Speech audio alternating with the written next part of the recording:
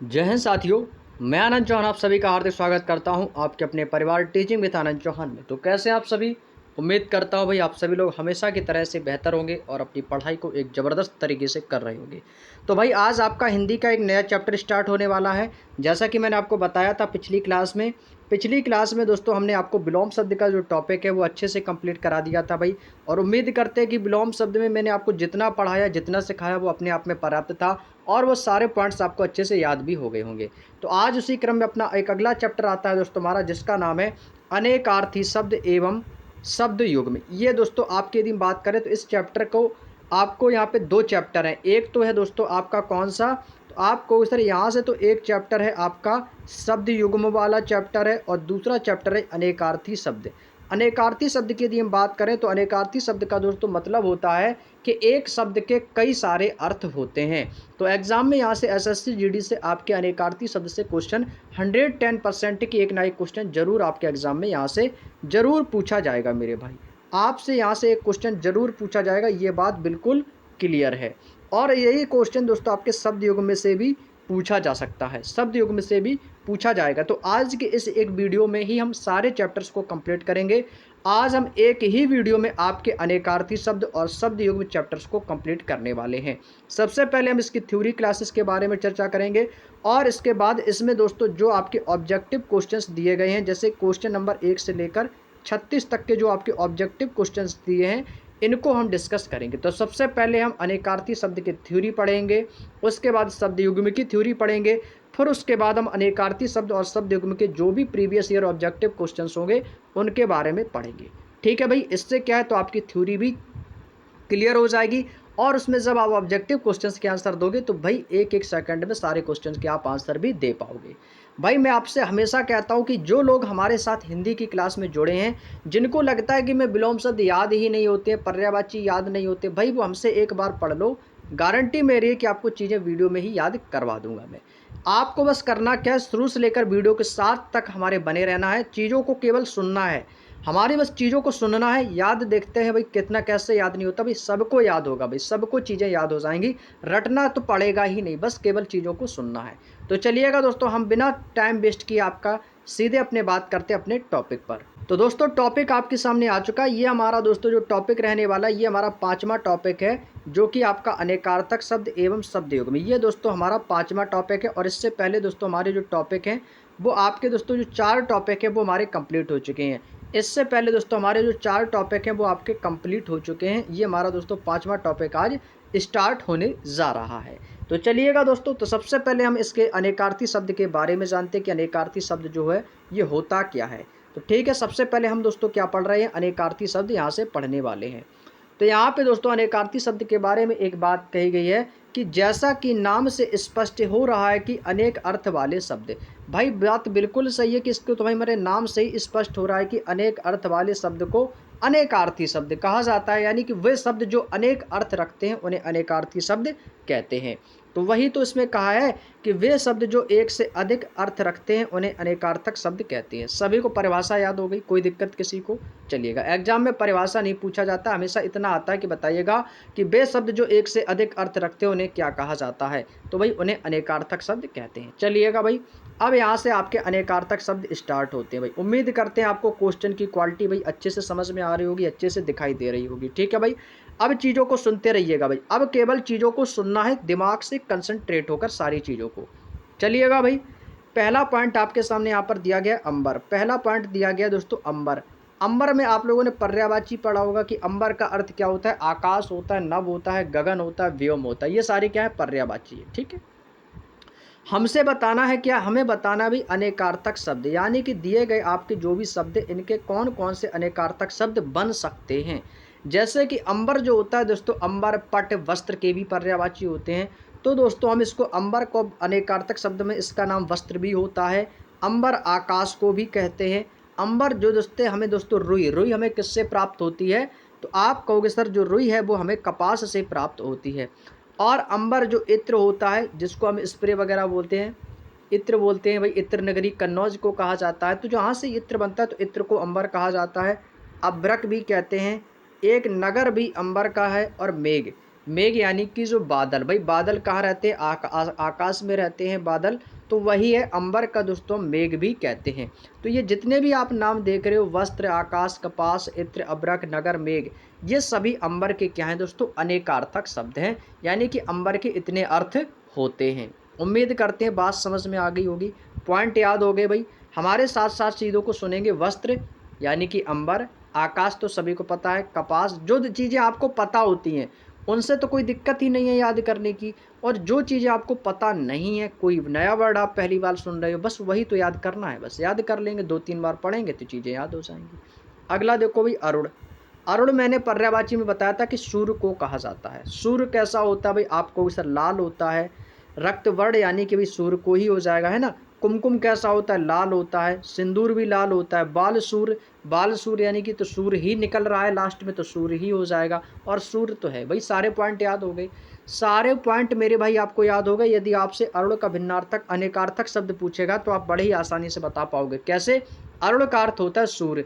सूर्य कैसा होता है? लाल। तो भाई लाल वाले जितने भी वर्ड होंगे ना, वो सारे अरुण के अनेकार्थक शब्द होंगे। जैसे रक्त वर्ण यानी कि खून की तरह, तो भाई ये तो लाल है ना, और लाल तो रंग का भी नाम है, तो अरुण हो जाएगा। सिंदूर भी लाल होता है, कुमकुम भी लाल होता है, बाल सूर्य, तो सूर्य तो इसमें नाम आ ही रहा है, तो अरुण से क्या हो जाएगा भाई? ये सारे अरुण के अनेकार्थक शब्द हो जाएंगे। बात समझ में आ गई?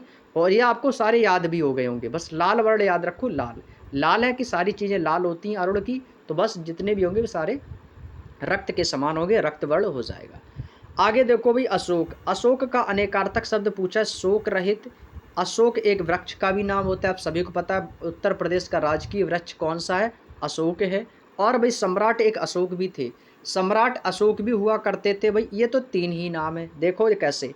अशोक तो भाई कौन था? अशोक आपको सर अशोक सम्राट भी था, और अशोक वृक्ष भी होता है, ये तो दोनों याद हो गए। और अशोक में शोक शब्द आ रहा है, तो आ का अर्थ होता है नहीं, और शोक मीन्स क्या होता है? शोक, यानी कि शोक से नहीं, तो भाई नहीं का अर्थ होता है शोक रहित। तो ये भी क्या है? इसी के अंतर्गत आपका आ जाएगा शोक रहित। याद हो गए भाई? ये भी देखो तीनों पॉइंट आपके याद हो गए भाई। इसीलिए तो कह रहा हूँ भाई, शुरू से लेकर लास्ट तक बने रहो, चीज़ें याद होगी। अगला देखो, अक्षर। अक्षर क्या होता है भाई? वर्णमाला का भी अक्षर होता है, तो इसलिए हम वर्ण भी कहते हैं इसको। नाश रहित कहते हैं। अक्षर का अर्थ सत्य भी होता है, मोक्ष होता है। अक्षर हम आकाश को भी कहते हैं, अक्षर हम आत्मा को भी कहते हैं, और अक्षर नित्य यानी कि हमेशा को भी कहते हैं। अब देखो, अक्षर में से वर्ण सभी को याद होगा, वर्ण सभी को याद होगा, सत्य भी याद होगा कि अक्षर का अर्थ क्या होता है? सत्य। अब जो पॉइंट आपको नहीं पता है कि ये अक्षर के अनेकार्थक शब्द होते हैं, वो आप लोगों को याद कर लेना है। जैसे कि दोस्तों आपका नाश रहित हुआ, मोक्ष है, आकाश है, आत्मा है, और नित्य, ये सभी दोस्तों अक्षर के अनेकार्थक शब्द हो जाएंगे। उम्मीद करते हैं सभी को याद हो गया होगा। तो चलिएगा अब अगले पॉइंट पे चलते हैं। अगला पॉइंट क्या? अज। संस्कृत में आप लोगों ने एक वर्ड पढ़ा होगा, अजा। अजा मीन्स क्या होता है दोस्तों? अजा मीन्स होता है बकरी। अजा का अर्थ क्या होता है? बकरी। तो उसी प्रकार से अजा का एक तो अर्थ हो गया बकरा। आप लोगों ने भाई राशि देखी होगी, जितने भी आ नाम के लोग होते हैं उनकी राशि मेष होती है। जैसे कि दोस्तों मेरा नाम आनंद है, आपका नाम जो भी हो, यदि आपका नाम आ पे आ रहा है तो आप मेष राशि के होंगे। जैसे कि दोस्तों मेरी राशि कौन सी है भाई? आप कहोगे सर मेरी राशि आनंद से आती है, तो मेरा राशि है मेष। अब मेष राशि में आप लोगों ने जो राशि वाला आपका देखा होगा, जो जंत्री वगैरह आती है, जो राशि के जो चिन्ह होते हैं, जैसे किसी की राशि तुला राशि होती है तो उसमें तराजू बनी रहती है ना। और जिसकी राशि जैसे वृश्चिक होती है तो उसमें कुछ बिच्छू टाइप का बना रहता है ना, वृश्चिक वाली राशि में। वैसे ही जो मेष राशि होती है तो उसमें दोस्तों एक बकरा बना रहता है, इस प्रकार से। इस प्रकार का दोस्तों आप लोगों ने देखा होगा, इस प्रकार से उसमें एक बकरा बना रहता है, तो इसीलिए इसको मेष राशि भी कहा जाता है। बात समझ में आई या नहीं? पहले इतनी बात बताओ, आप लोगों को यहाँ तक की बात समझ में आ गई दोस्तों? चलिएगा, यहाँ तक की बात समझ में आ गई। चलिए, तो भाई इसीलिए अजमेश क्या होता है? बकरा। और जो मेष राशि होती है उसमें बकरे का ही चिन्ह छपा होता है। अज हम दोस्तों भगवान शिव को भी कहते हैं। और जो अज थे ना, अज, वो हम बोले तो भाई दशरथ जी के पिता, जो भगवान श्री राम के पिता कौन थे? दशरथ। और दशरथ के पिता का नाम क्या था भाई? उनका भी नाम अज ही था। अज हम दोस्तों ब्रह्मा जी को भी कहते हैं, यानी कि अज का अर्थ होता है अज। अज से ही बनता है आपका अजन्मा। अज से एक शब्द बनता है दोस्तों अजन्मा, यानी कि जिसका जन्म ना हो, अर्थात वो कौन है भाई? ईश्वर होता है। ईश्वर का दोस्तों कोई जन्म ही नहीं है। ईश्वर कैसे हैं? अजन्मे हैं। कैसे हैं मेरे दोस्त? आप कहोगे सर अजन्मे हैं। तो अज से आपको अजन्मा डिनोट करना है, तो यानी कि ईश्वर जिसका जन्म ना हुआ हो। अज बकरा होता है और बकरे से ही आपकी मेष राशि बनी होती है। मेष राशि का सिंबल जो होता है वो बकरा ही होता है।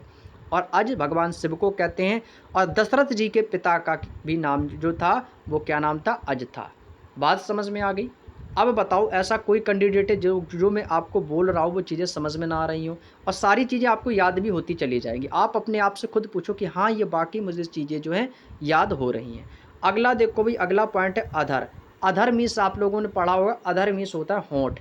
जो हमारे लिप्स होते हैं ना, लिप्स होंठ, ये इसको हम बोलते हैं अधर। तो यहाँ पे देखो होंठ लिखा हुआ है, तो भाई एक तो सभी को ये याद हो गया, होंठ होता है। और भाई होंठ को हम क्या बोलते हैं? होंठ जो होते हैं हमारे कहाँ पर होते हैं? हमारे होंठ दो होते हैं, एक होता है अपर, एक होता है लोअर। तो हमारा जो होंठ होता है उसको हम नीचे का भी बोल सकते हैं, नीचे का, और नीचे वाले होंठ को हम आधार भी बोल सकते हैं। आधार यानी कि जो नीचे, तो इसको हम आधार का भी बोल सकते हैं कि बिना आधार का। और भाई अधर का अर्थ होता है तुक्ष और अधर का अर्थ होता है अंतरिक्ष। अब यहाँ से आपको होंठ भी याद हो गया, आधार का याद हो गया, नीचे का भी याद हो गया, क्योंकि होंठ जो होता है हमारा नीचे ही होता है। होंठ जो होता है वो नीचे होता है।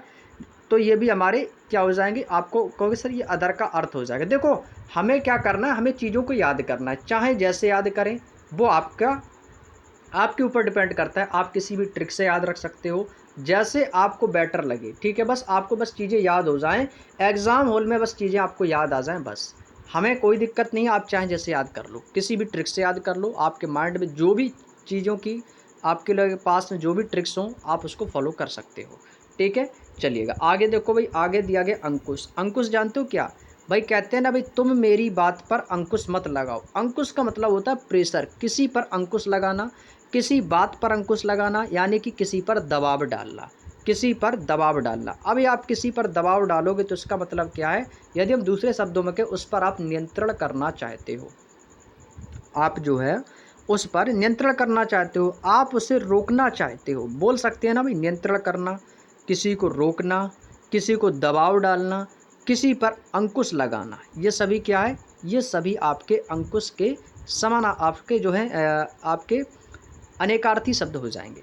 जैसे किसी पर नियंत्रण करना, किसी पर दबाव डालना, हाथी को चलाने रोकने का, लोहे का अंकुड़ा, यानी कि अंकुड़ डालना और बीच में बाधा डालना, ये सभी क्या है? ये अंकुश के आपके अनेकार्थी शब्द हो जाएंगे। आगे देखो उत्पात। कहते हैं ना भाई, क्यों उत्पात मचा रहे हो? क्यों उत्पात मचा रहे हो, यानी कि क्यों शरारत कर रहे हो, क्यों हो हल्ला काट रहे हो, क्यों दंगा मचा रहे हो। ये तो भाई तीनों पॉइंट आपको याद हो गए होंगे। ऐसा कोई कैंडिडेट जिसको ये पॉइंट समझ में ना आया हो या याद ना हुआ हो, बता देना मेरे भाई कमेंट करके, ठीक है भाई। उत्पात का अर्थ होता है हो हल्ला मचाना, शोर शराबा करना, हो हल्ला काटना, शरारत करना, दंगा फसाद करना, यानी कि शोर वाली जो चीज़ें होंगी वो आपके उत्पात के आपके जो अनेकार्थी शब्दों में आ जाएगी। आगे चलते हैं, अगला देखो। अगला दिया गया उग्र। उग्र का मतलब जानते हो मेरे भाई क्या होता है? उग्र का अर्थ होता है भाई भयानक। कहते हैं ना भाई, उसका बहुत ही उग्र रूप है। माता काली का उग्र रूप यानी कि भयानक रूप। क्रूर कह सकते हो, क्रूर भी इसका अर्थ होता है। तीव्र कह सकते हो, कष्टदायक भी कह सकते हो। प्रचंड, महादेव भी कह सकते हो भाई, महादेव का उग्र रूप। महादेव का नाम क्या है दोस्तों? उग्र है। और इसको गर्म भी कह सकते हो और सूर्य भी कह सकते हो। उग्र को हम सूर्य भी कह सकते हैं। तो ये भी इसका दोस्तों अर्थ यहाँ से निकल के आता है। उम्मीद करते हैं सारे पॉइंट याद हो गए होंगे। चलिएगा आगे देखो, उपचार। किसी चीज़ का उपचार करना। उपचार कौन करेगा भाई? आपको सर डॉक्टर, यानी कि चिकित्सा करेगा, उपचार करेगा, आपकी सेवा करेगा, एक्सपेरिमेंट करेगा, आपसे व्यवहार करेगा। ये सभी क्या है? ये सभी उपचार के अनेकार्थक शब्द हो जाएंगे। जैसे कहोगे भाई ना भाई, डॉक्टर के पास जाते भाई मेरा उपचार करो, भाई मेरी चिकित्सा करो, मेरी सेवा करो, मेरा व्यवहार, मेरा प्रयोग। भाई बहुत सारे यहाँ से आपके अर्थ निकल के आते हैं। व्यवहार करना होता है, प्रयोग होता है, चिकित्सा है, सेवा है, धर्मानुष्ठान है, घूसखोरी है। अब भाई किसी को घूस दोगे यानी कि आप उसका इलाज कर रहे हो। भाई आपका इलाज तो मेरे पास है, मुझे पता है कि आप बिना रिश्वत लिए यहाँ से नहीं जाओगे। खुशामद करना यानी किसी की चापलूसी करना, ये भी हम चापलूसी भी इसको कह सकते हो भाई। क्या कह सकते हैं भाई? इसी को हम चापलूसी भी कह सकते हैं। तो उपचार का ये भी एक अनेकार्थक शब्द दोस्तों यहाँ से आपका बन जाएगा। क्लियर? चलिएगा आगे चलते हैं नेक्स्ट। अगला दिया दोस्तों ऋतु। ऋतु भाई एक क्या होता है? एक तो ऋतु दोस्तों आपका होता है जैसे कि आपका मौसम। ऋतु हम किसको कह सकते हैं? तो आपको सिर्फ मौसम को कहते हैं, ये तो सभी को याद होगा। अब भाई ऋतु होती हैं आपकी जैसे वर्षा ऋतु। अब वर्षा ऋतु में क्या होता है भाई, जल होता है, जल से डिनोट करते हैं तो इसको हम जल भी कहते हैं। क्या कहते हैं मेरी शेर, आप कहोगे सर इसको जल भी कहेंगे। ऋतु को हम सत्य भी कहते हैं, यथार्थ भी कहते हैं, वृत्ति विशेष भी कहते हैं और मोक्ष भी कहते हैं। क्या कहते हैं मेरे भाई, देखो जल और मौसम तो आपको मैंने याद करवा दिया, अब बाकी के जो शेष हैं ये आपको याद करने हैं। कैसे, सत्य है, सत्य है, यथार्थ है, यथार्थ है तो ऋतु है, ऋतु से वृत्ति विशेष हो जाएगा, और भाई क्या हो जाएगा, मोक्ष। सत्य बोलोगे तो मोक्ष की प्राप्ति होगी। तो ऐसे आप सत्य और मोक्ष को दोनों को डिनोट करके याद रख सकते हो। क्लियर, चलिएगा आगे चलते हैं। अगला दिया गया ऋजु। ऋजु का भाई विलोम शब्द यदि आपसे पूछा जाए, बहुत पूछा जाता है एग्जाम में, ऋजु का होता है विलोम शब्द वक्र। यदि ऋजु का विलोम पूछा जाएगा तो आपको सर ऋजु का जो विलोम होता है वो क्या होता है, वक्र होता है। यहाँ पर मैं लिख देता हूँ, यदि मैंने आपको विलोम शब्द में ना पढ़ाया हो तो भाई यहाँ पे आगे इस चीज़ को याद आ गया तो मैंने आपको बता दिया। ठीक है भाई, ऋजु का विलोम क्या होता है, ये इंपॉर्टेंट लगा लेना मेरे शेर। याद है तो अच्छी बात, नहीं याद है तो नोट कर लेना कॉपी में। अब यहाँ से देखो ऋजु, ऋजु को हमें क्या बताना है, अनेकार्थक शब्द। ऋजु का अर्थ होता है भाई सीधा, सुगम, अनुकूल, प्रसन्न और सज्जन।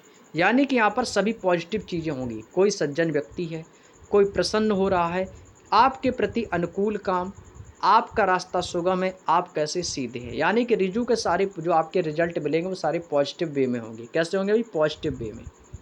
आगे देखो और का मतलब जानते हो, अन्य, कोई दूसरा, कोई भिन्न, जो सबसे अलग हो, अधिक हो, जो आपका कोई विशेष हो, या फिर ये सारे शब्द किसके, ये सभी आप कहोगे सर और के अनेकार्थक शब्द यहाँ से निकलेंगे। समझ गए ना भाई। और का मतलब जानते हो, कोई दूसरे व्यक्ति की बात हो रहा है, किसी अन्य व्यक्ति की बात हो रही है, किसी अलग व्यक्ति की बात हो रही है, किसी विशेष व्यक्ति की बात हो रही है, या फिर का मतलब है कोई ज़रूर इसमें अन्य व्यक्ति ही शामिल होगा तो फिर भी उसी को ही डिनोट करेगा। उम्मीद करते हैं समझ में आ गया होगा यहाँ तक की बात। चलिएगा आगे चलते हैं। अगला दिया दोस्तों कर। भाई मैंने आपको कर, ये भाई इंपॉर्टेंट लगा लो इसको मेरे शेर, कर इंपॉर्टेंट है, लगा लो। कर तो होता है आपका टैक्स। भाई कहते हैं ना भाई कर भरो, आपने इतना कर ले रखा है तो टैक्स तो भरना ही पड़ेगा, कर को तो चुकाना ही पड़ेगा। और दोस्तों एक कर होता है आपका हाथ, जो आपका हैंड है यानी कि हाथ है, एक तो ये होता है। और एक कर होता है दोस्तों किरण, जो हमें सूर्य से दोस्तों जो किरण प्राप्त होती है उसको हम कर भी कहते हैं। तो भाई एक तो आपका हाथ हो गया, एक कर टैक्स हो गया, और एक कर किरण हो गया। और एक किरण हम किसको कहते हैं, हाथी की सूंड को कहते हैं। तो भाई ये तो आ जाएगा एक सूंड। अब भैया सूंड जिसको याद ना हो कि भाई हम कर को सूंड भी कहते हैं तो भाई मेरे वो आप याद कर लेना, कर को हम सूंड भी कहते हैं। उम्मीद करते हैं मेरे भाई बहनों सभी को अच्छे से पॉइंट सारे क्लियर हो रहे होंगे, सारी चीज़ें समझ में आ रही होंगी। आगे चलते हैं। कमल। कमल का अनेकार्थक शब्द क्या होता है भाई, कमल क्या है, कमल एक फूल है, सभी को पता है। फूल, फूल भी बोल सकते हैं। कमल जो है, कमल को हम जल, कमल कहाँ खिलता है, जल में खिलता है, तो कमल को हम जल भी कह सकते हैं। क्या कह सकते हैं मेरी शेर, कमल को हम जल भी कह सकते हैं, कीचड़ भी कह सकते हैं, क्योंकि जल में, क्योंकि कमल जो है वो कीचड़ में खिलता है। पंकज भी कह सकते हैं, पंक मीन्स क्या होता है, कीचड़।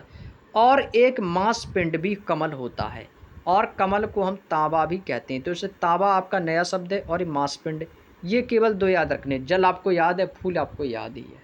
क्लियर, चलिएगा आगे चलिएगा। कुशल। कहते हैं ना भाई किसी रिश्तेदारी में जाते हैं तो रिश्तेदार आपसे क्या पूछते हैं, भैया जी जय श्री राम, राम राम, और सब घर पर कुशल मंगल है, बोलते हैं ना भाई। अब यही चीज़ आपके, यदि मैं आपसे कहूँ मुस्लिम समुदाय में क्या होती भाई, बाकी सब खैरियत है, ये मुस्लिम शब्द में आ जाता है भाई, खैरियत है भाई, खैरियत है बोलते हैं, सब कुशल मंगल है, ऐसे ही तो बोलते हैं ना हिंदू धर्म में। भाई अपने अपने धर्म के अपने अपने अलग अलग लैंग्वेज है, अपने अपने समुदाय के अपने अपने मत हैं, ठीक है। चतुर। भाई कुशल यानी कि आप किसी कार्य में कुशल हैं, आप एक्सपीरियंस लेवल हैं, आप कैसे चतुर हैं, आप किसी क्षेत्र में प्रवीण हैं, किसी क्षेत्र में आप प्रशिक्षित हैं। क्षेम, क्षेम का मतलब जानते हो क्या होता है, किसी चीज़ में निपुण होना। तो इसी को हम निपुण भी कह सकते हैं मेरे भाई, क्या बोल सकते हैं, निपुण। प्रवीण कह सकते हो, निपुण भी कह सकते हो, किसी काम में निपुण होना, बहुत ही ज़्यादा उस कार्य का आपको अनुभव होना, एक्सपीरियंस होना, तो ये सभी हो जाएगा कुशल का। क्लियर, याद हो गए ना भाई सारे पॉइंट्स। चलिएगा आगे चलो। अगला दिया गया कोट। कोट जो होता है, एक तो हो गया भाई आपका पहनने वाला कोट, एक तो दोस्तों आपका क्या होगा भाई, पहनने वाला कोट। पहली बात तो ये होगी, पहनने वाला एक प्रकार का सिला हुआ वस्त्र। और एक कोट होता है किला, किला कह सकते हो या कोई गढ़ कह सकते हो। अब भाई ये वाला तो सभी को याद होगा। अब भाई आप बच्चे ये 2 पॉइंट, ये दोनों ही पॉइंट तो याद करने हैं। एक तो कोट होता है आपका गढ़ और एक कोट होता है आपका किला। क्या होता है मेरे भाई? आप कहोगे सर किला। और एक कोट होता है जो सिला सिलाया हुआ वस्त्र आता है जो हम पहनते हैं। आगे चलते, अगला पॉइंट है आपका दिया गया कंद। कंद का दोस्तों मतलब क्या होता है? कंद तो आप लोगों ने सुना होगा कंद, और एक कंद किसमें होती है? शकरकंद में। कंद आ रहा है ना, कंद। अब एक कंद से क्या हो गया? शकरकंद हो गया। ये तो भाई सभी को याद हो गया, याद हो गया भाई। और जिंदगी में नहीं भूलोगे भाई, जिंदगी में नहीं भूलोगे ये शब्द।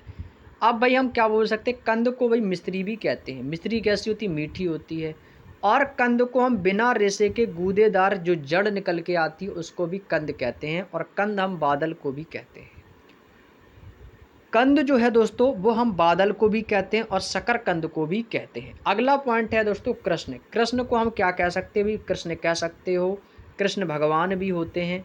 एक तो भगवान श्री कृष्ण हो गए और एक कृष्ण वेद व्यास होता है। एक कृष्ण का अर्थ काला कह सकते हो, श्याम कह सकते हो, चंद्रमा का धब्बा भी कह सकते हो, क्योंकि चंद्रमा का धब्बा कैसा होता है? सांवला होता है। कृष्ण होता है और कृष्ण एक पक्ष भी होता है। जैसे एक आपका होता है कृष्ण पक्ष और एक होता है आपका शुक्ल पक्ष। बोलते हैं ना कि कृष्ण पक्ष की अष्टमी को कि शुक्ल पक्ष की अष्टमी को, तो 2 पक्ष होते हैं ना, 2 पक्ष होते हैं आपका। एक तो होता है कृष्ण पक्ष और दूसरा होता है शुक्ल पक्ष। 15 दिन का कृष्ण पक्ष और 15 दिन का शुक्ल पक्ष। मैंने आपको शायद ये बताया भी था, शायद पर्यायवाची में। ये सब सारी चीज़ें मैं आपको ऑलरेडी पहले से बता चुका हूँ। और जिन लोगों ने हमारी आपकी पिछली क्लासें नहीं देखी हैं, जो चैप्टर्स हमारे कंप्लीट हो चुके हैं हिंदी में, वो सारे चैप्टर्स आपको प्लेलिस्ट में मिल जाएंगे। जिस भाई बहन ने उस क्लास को नहीं देखा तो भाई देख लेना, बहुत इंपॉर्टेंट है। आगे चलो, अगला दिया गया केतु। केतु किसको कहते हैं? केतु तो एक तो होता है आपका ध्वज और एक धूमकेतु नाम सुना होगा, वो होता है ग्रह। एक ग्रह होता है और एक केतु होता है पुच्छल तारा।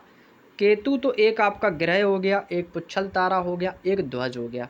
तो केतु, ध्वज और ग्रह, पुच्छल तारा, ये तीनों पॉइंट आपको याद हो गए होंगे।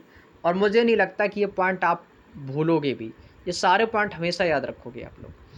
आगे चलते हैं, करीब। करीब को क्या कहोगे भाई? मतलब जो मेरे पास है, बिल्कुल समीप बोल सकते हो। क्या बोलोगे मेरे शेर? आप कहोगे सर करीब को हम बोल सकते हैं समीप, और इसी को हम पास भी कह सकते हैं, जो आपके पास है। और इसी को हम निकट भी कह सकते हैं मेरे भाई।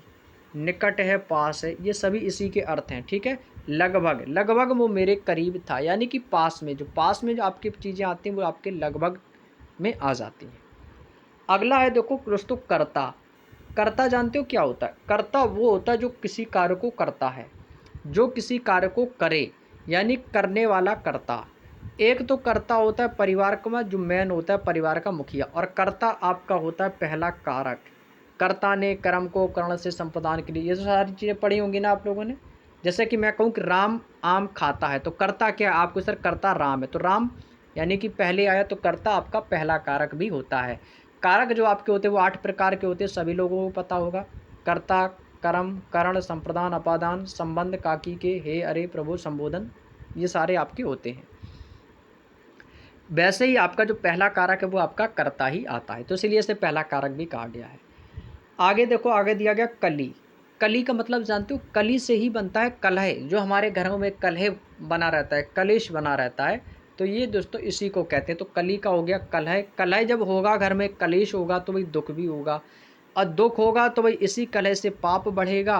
और 4 युगों में चौथा युग भी कली को कहा जाता है, और संग्राम कह सकते हो, और कली का अर्थ काला भी हो जाएगा। चारों युगों में चौथा युग भाई इसी को कली का भी कहा जाता है। क्लियर? चलिएगा भाई, अगला पॉइंट आपका दिया गया कटक। कटक का मतलब क्या होता है भाई? सेना। कटक का अर्थ क्या होता है? सेना होता है। और भाई सेना के लिए क्या होता है? शिविर बनाए जाते हैं, तो ये शिविर हो जाएगा। और सेना कैसी रहती है भाई? समूह में रहती है। और सेना भाई कड़ी मेहनत करती है, और सेना हमेशा श्रृंखला में चलती है। और सेना जब विश्राम करेगी तो वो सेना चटाई बिछाकर सोएगी। ये ट्रिक है, ये मैं आपको क्या बता रहा हूँ, ये ट्रिक बताया मैंने आपको। ये देखो भाई, मैं आपको एक ट्रिक बता रहा हूँ जिससे आप कटक शब्द के अनेकार्थी शब्द याद रखोगे भाई। जैसे कि सेना, अब कोई सेना है, कटक का अर्थ एक याद रख लो, सेना। सेना है तो सेना जब रात्रि में विश्राम करेगी तो वो अपना शिविर बनाएगी। शिविर का मतलब जानते हो? शयन कक्ष होता है, रात को ठहरने की व्यवस्था। अब सेना जो होती है वो दोस्तों शिविर बनाएगी और सेना हमेशा समूह में रहती है और सेना अपने युद्ध के लिए हमेशा कड़ी मेहनत करती है, तो उसको कड़ा परिश्रम कह सकते हो। सेना हमेशा श्रृंखला में चलती है, हमेशा एक के पीछे एक के पीछे एक श्रृंखला बना के चलती है। और जब सेना रात को शिविर में सोती है तो वो चटाई लेकर सो जाती है, चटाई बिछाकर सो जाती है, तो इसीलिए इसको चटाई कहा जाता है। तो इस सेना वाले शब्द से आपकी ये बाकी के जो वर्ड हैं आपको अच्छे से याद हो गए होंगे। बताओ ये ट्रिक कैसी लगी भाई? आप लोग कमेंट करके मुझे ज़रूर बताइएगा कि भाई आपको जो मैं पढ़ा रहा हूँ, जो मेरा तरीका है आपको समझाने का, क्या आपको ये तरीका समझ में आ भी रहा है या नहीं आ रहा है? तो भाई आप लोग एक बार हमें कमेंट करके ज़रूर बता देना मेरे भाई, ताकि हमारे अंदर जो है एक टेंशन है कि भाई पता नहीं लोगों को समझ में आ भी रही हैं या चीज़ें नहीं आ रही, तो भाई उसको आप लोग दूर कर देंगे। हमारे इस भ्रम को ज़रूर दूर करेंगे आप लोग, ठीक है भाई। और आप लोगों से भाई एक छोटी सी गुजारिश मेरी यही है कि आप जितने भी हमारे छोटे बड़े भाई बहन इस समय क्लास में जुड़े हुए हैं या नहीं जुड़े हैं, वो आप बाद में वीडियो को देखेंगे, जो भी इस क्लास को देखें भाई उनसे यही रिक्वेस्ट है कि यदि आपको लगता है कि ये चीज़ें हमें समझ में आ रही हैं, तो भाई आपसे निवेदन है कि चैनल पर यदि आप नए हो तो चैनल को सब्सक्राइब करके वीडियो को लाइक ज़रूर कर देना मेरे भाई, क्योंकि आपका एक लाइक मेरे लिए बहुत ही ज़्यादा मायने रखता है भाई। और लाइक करने से आपके पैसे नहीं लगते मेरे भाई, केवल आपसे एक लाइक करने से मुझे एक मोटिवेशन मिल जाता है। और एक छोटा सा प्यारा सा कमेंट ज़रूर कर देना कि आपको क्लास लगी कैसी है, बस इतना चाहिए भाई आपसे और कुछ नहीं, बस आपका सिलेक्शन हो जाए, यही मेरी ईश्वर से प्रार्थना है। चलिएगा भाई आगे चलते, अपना अगला पॉइंट है कन्या। कन्या का अनेकार्थक शब्द क्या होगा? कन्या जो होती है वो कैसी है? कुमारी होती है भाई, कुमारी है। और कन्या एक राशि भी होती है, जैसे मैंने अभी आपकी मेष की बात की थी, अज की बात की थी, अज एक बकरा भी होता है और अज एक क्या होती है? मेष राशि का भी नाम है। तो वैसे ही कन्या एक राशि भी होती है, कन्या राशि सभी को पता होगा भाई। और कन्या पुत्री होती है और पुत्री यानी कि लड़की होती है, तो पुत्री भी कह सकते हो, लड़की भी कह सकते हो। बताओ याद हो गया ना आपको? याद हो गया ना भाई अच्छे से? यदि आपके सामने एग्जाम में यदि कन्या का अनेकार्थक शब्द कोई भी पूछे जाएगा, कोई भी विकल्प दे दिया जाए, तो आप आसानी से पहचान सकते हो। आगे चलते हैं खर। खर दोस्तों जानते हो क्या होता है? खर से हम बनाते हैं गधा। खर क्या होता है भाई? खर से खच्चर बना लो यानी कि गधा हो जाएगा। और खर दोस्तों हम एक राक्षस का भी नाम था, खर राक्षस। खरदूषण नाम सुना होगा आप लोगों ने भाई, खरदूषण नाम तो सुना होगा, एक राक्षस हुआ करता था, तो भाई एक खर जो है ये एक राक्षस का नाम है। और राक्षस कैसा था भाई? वो बहुत ही दुष्ट था, लेकिन वो बहुत ही प्रखर बुद्धि का था। जो खरदूषण राक्षस था वो था तो दुष्ट, लेकिन वो बहुत ही प्रखर बुद्धि का था। प्रखर यानी कि तेज बुद्धि का था। अब यहाँ से इसको गधा और तिनका ये आपको याद करनी है। तो ऐसे अपने मन से ट्रिक बनाया करो भाई। देखो ट्रिक से क्या होता है, चीज़ें हमें आसान बनती हैं। अब ट्रिक जितनी जल्दी आपको याद भी होती है उतनी जल्दी हम ट्रिक को भूलते भी हैं। ये भी आप लोगों के पास सामने साथ जो है कंडीशनें होती रहती हैं। ट्रिक जितनी जल्दी याद कराती हैं उतनी जल्दी भूलते भी हैं। बस ट्रिक से क्या है, ऐसी चीज़ें हमें आसान लगने लगती हैं बस। चलिएगा भाई आगे चलते हैं। खंडन। खंडन का मतलब जानते हो? किसी चीज़ के खंड खंड कर देना, किसी के टुकड़े कर देना। तो भाई टुकड़े करना हो गया, ठीक है भाई। किसी को बांट देना, टुकड़ा होगा तो यानी कि वो बट जाएगा, बटेगा तो किस यानी कि हिस्सों में बांटना। विरोध करना या किसी का प्रत्याख्यान करना, किसी का प्रत्याख्यान करना, विरोध करना। तो यानी विरोध करोगे तो वो भी चीज़ क्या है? खंडित से ही डिनोट हो जाएगी। तो खंडन का अनेकार्थक शब्द हो जाएगा। नेक्स्ट खराब। खराब का अनेकार्थक शब्द क्या होगा भाई? जानते हो क्या? गंदा, भद्दा बोल सकते हो, बुरा कह सकते हो भाई। गंदा बोल सकते हो, बुरा, ये तो याद है भाई।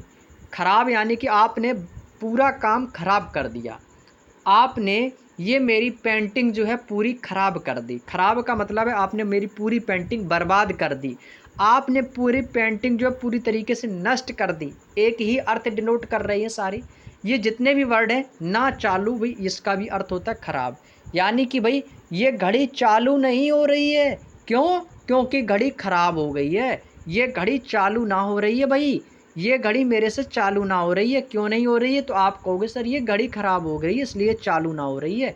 तो भाई ना चालू भी इसी को कहते हैं भाई। उम्मीद करते हैं आपको पॉइंट याद हुआ कि नहीं।